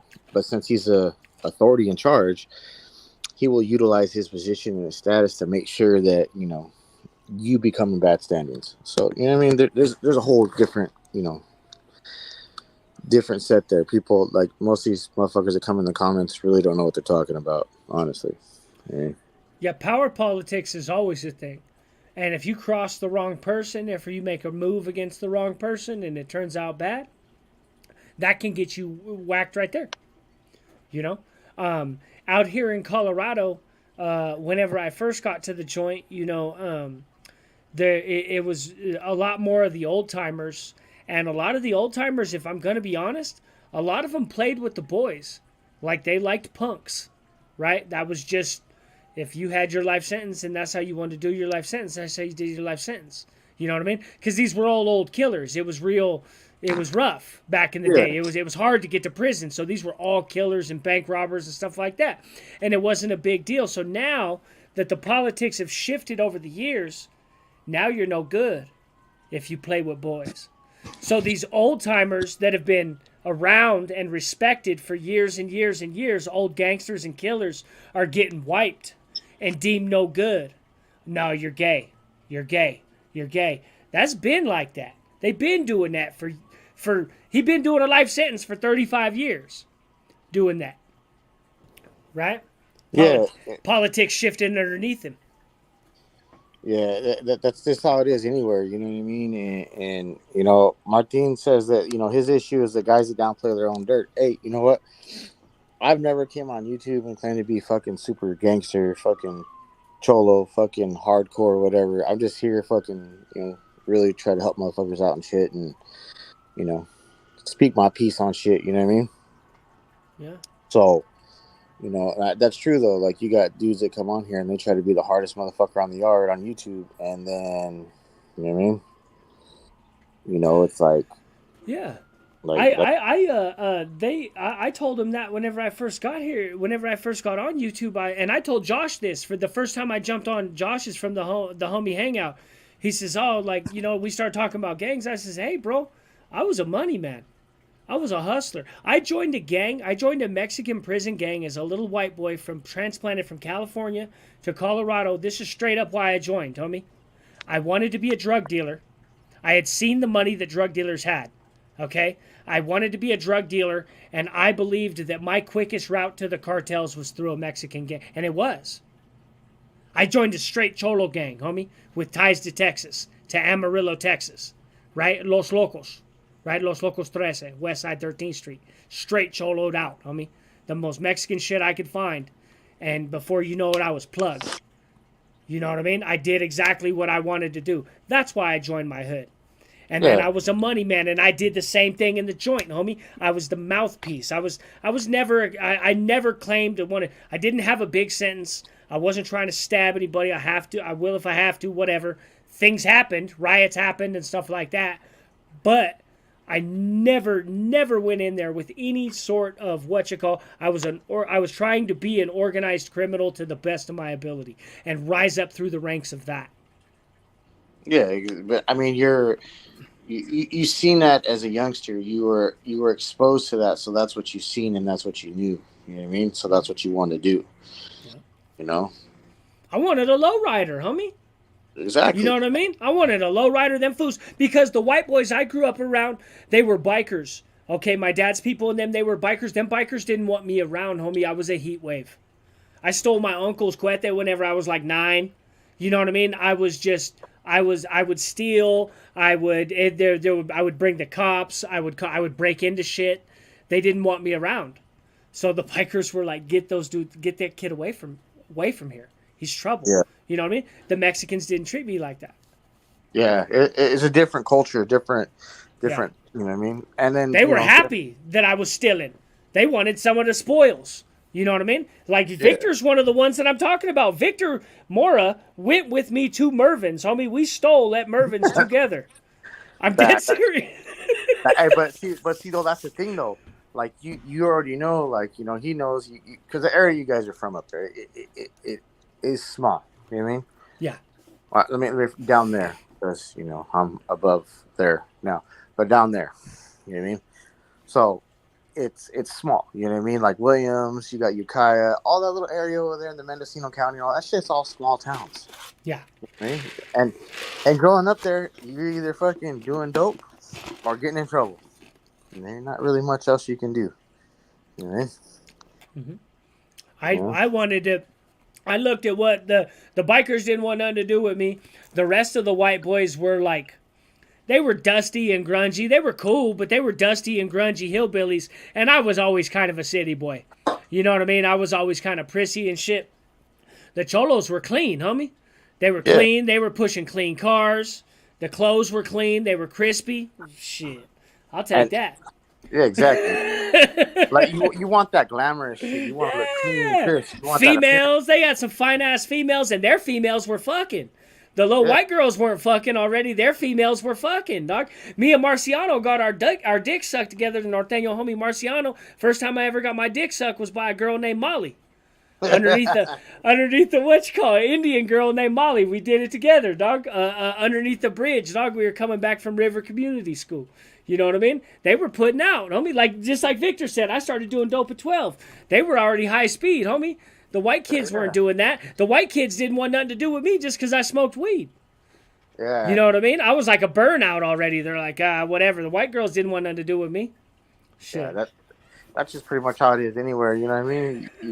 And back then, doing dope, it wasn't crystal. It was dope. It was like different colors. Look at. He knows who I'm talking about. He knows what I'm talking about.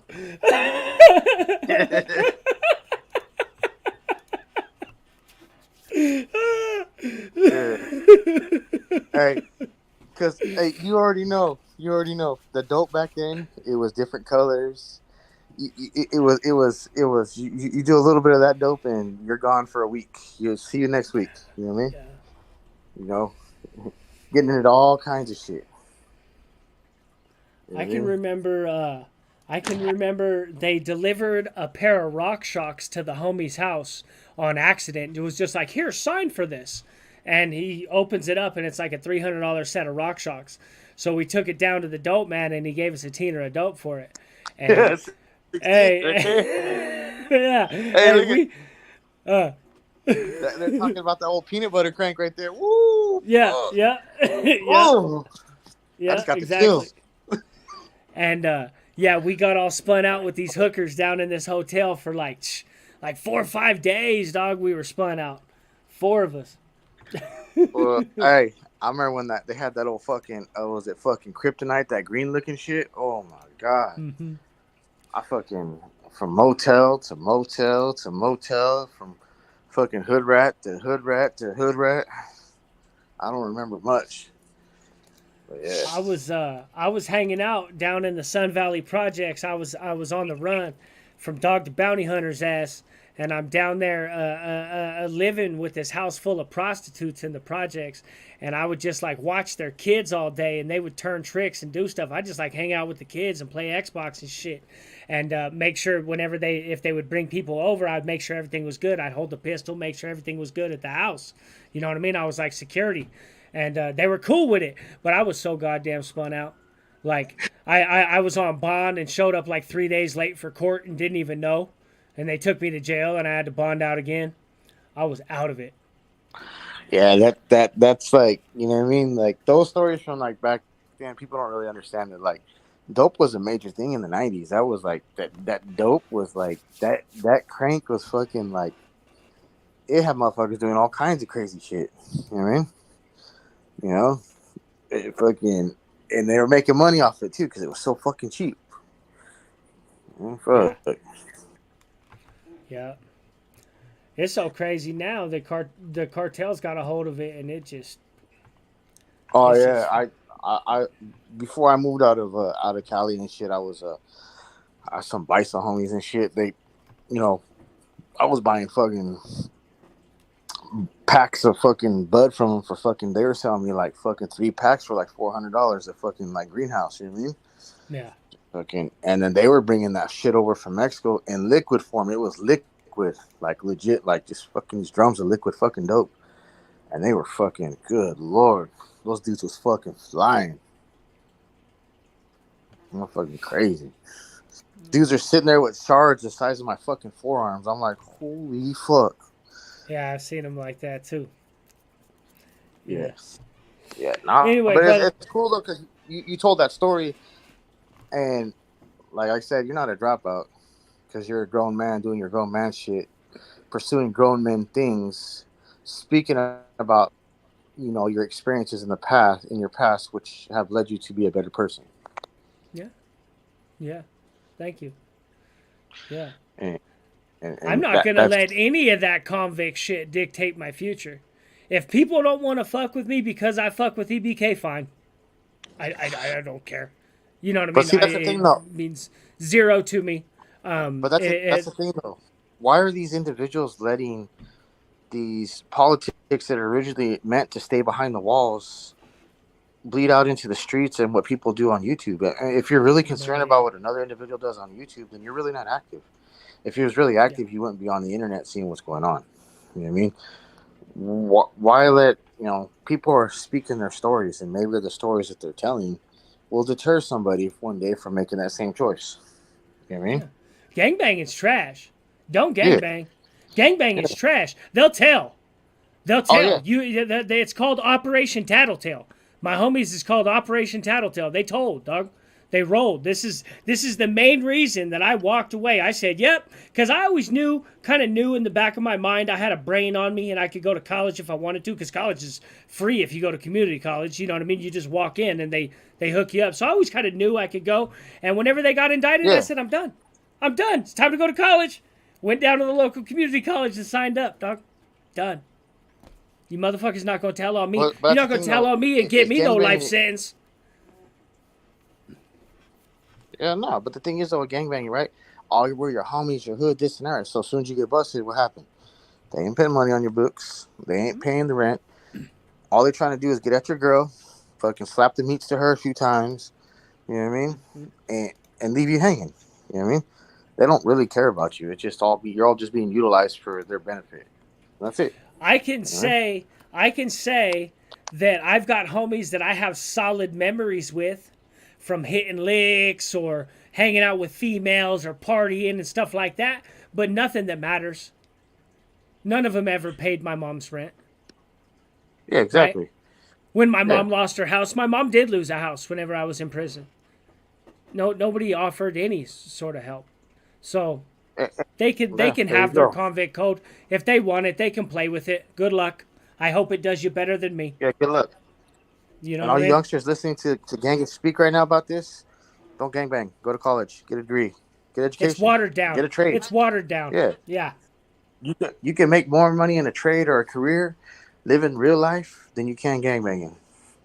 At least with a career in a trade or education, you'll be able to sustain a certain way of life with a certain amount of money because you earned it and you achieved it, instead of relying on a hustle that's going to get you to lose out on time. And they can't take your education from you. Once you have something, you have it. Right? Yep. So, right. You can't. I guess we'll end it on that, my friends. All right, Gangish. Just want to chat with you real quick, man. Yeah. Thank you, brother. I appreciate you. I appreciate your input. I like your content because it's like the way you like present it. You're like, I just don't give. You just don't give a fuck. Like, you don't care what people think or feel or whatever. You're gonna speak your mind and fuck it, whatever. Mm-hmm. Well, yeah, fuck it. You know what I mean? They're gonna hate you anyway. They hate you anyway. They're always there. So, who cares? But thank you, everybody. Right, I appreciate you for showing up. I appreciate you, Smokey. Good looking out. Thank you for everybody for showing up. And we're going to leave with Coffee Brand Coffee. Link down in the description. Coffee Brand Coffee is American owned. Roasted and shipped right here in the U.S. with fresh roasted flavors like blackberry cream and my personal favorite, blueberry cobbler. They've got coffee for everyone. I don't know if you're a coffee person, but I am. They've also got organic teas like Sunpower Green and Breakfast Earl Grey, and even cocoa for people who prefer cocoa. So if you're looking for coffee, down below the link, promo code Gangish, 5% off automatically. Tap in the link down below, 5% off, promo code Gangish. Tap in, everybody. Thank you for showing up. I appreciate you. Coffee Brand Coffee.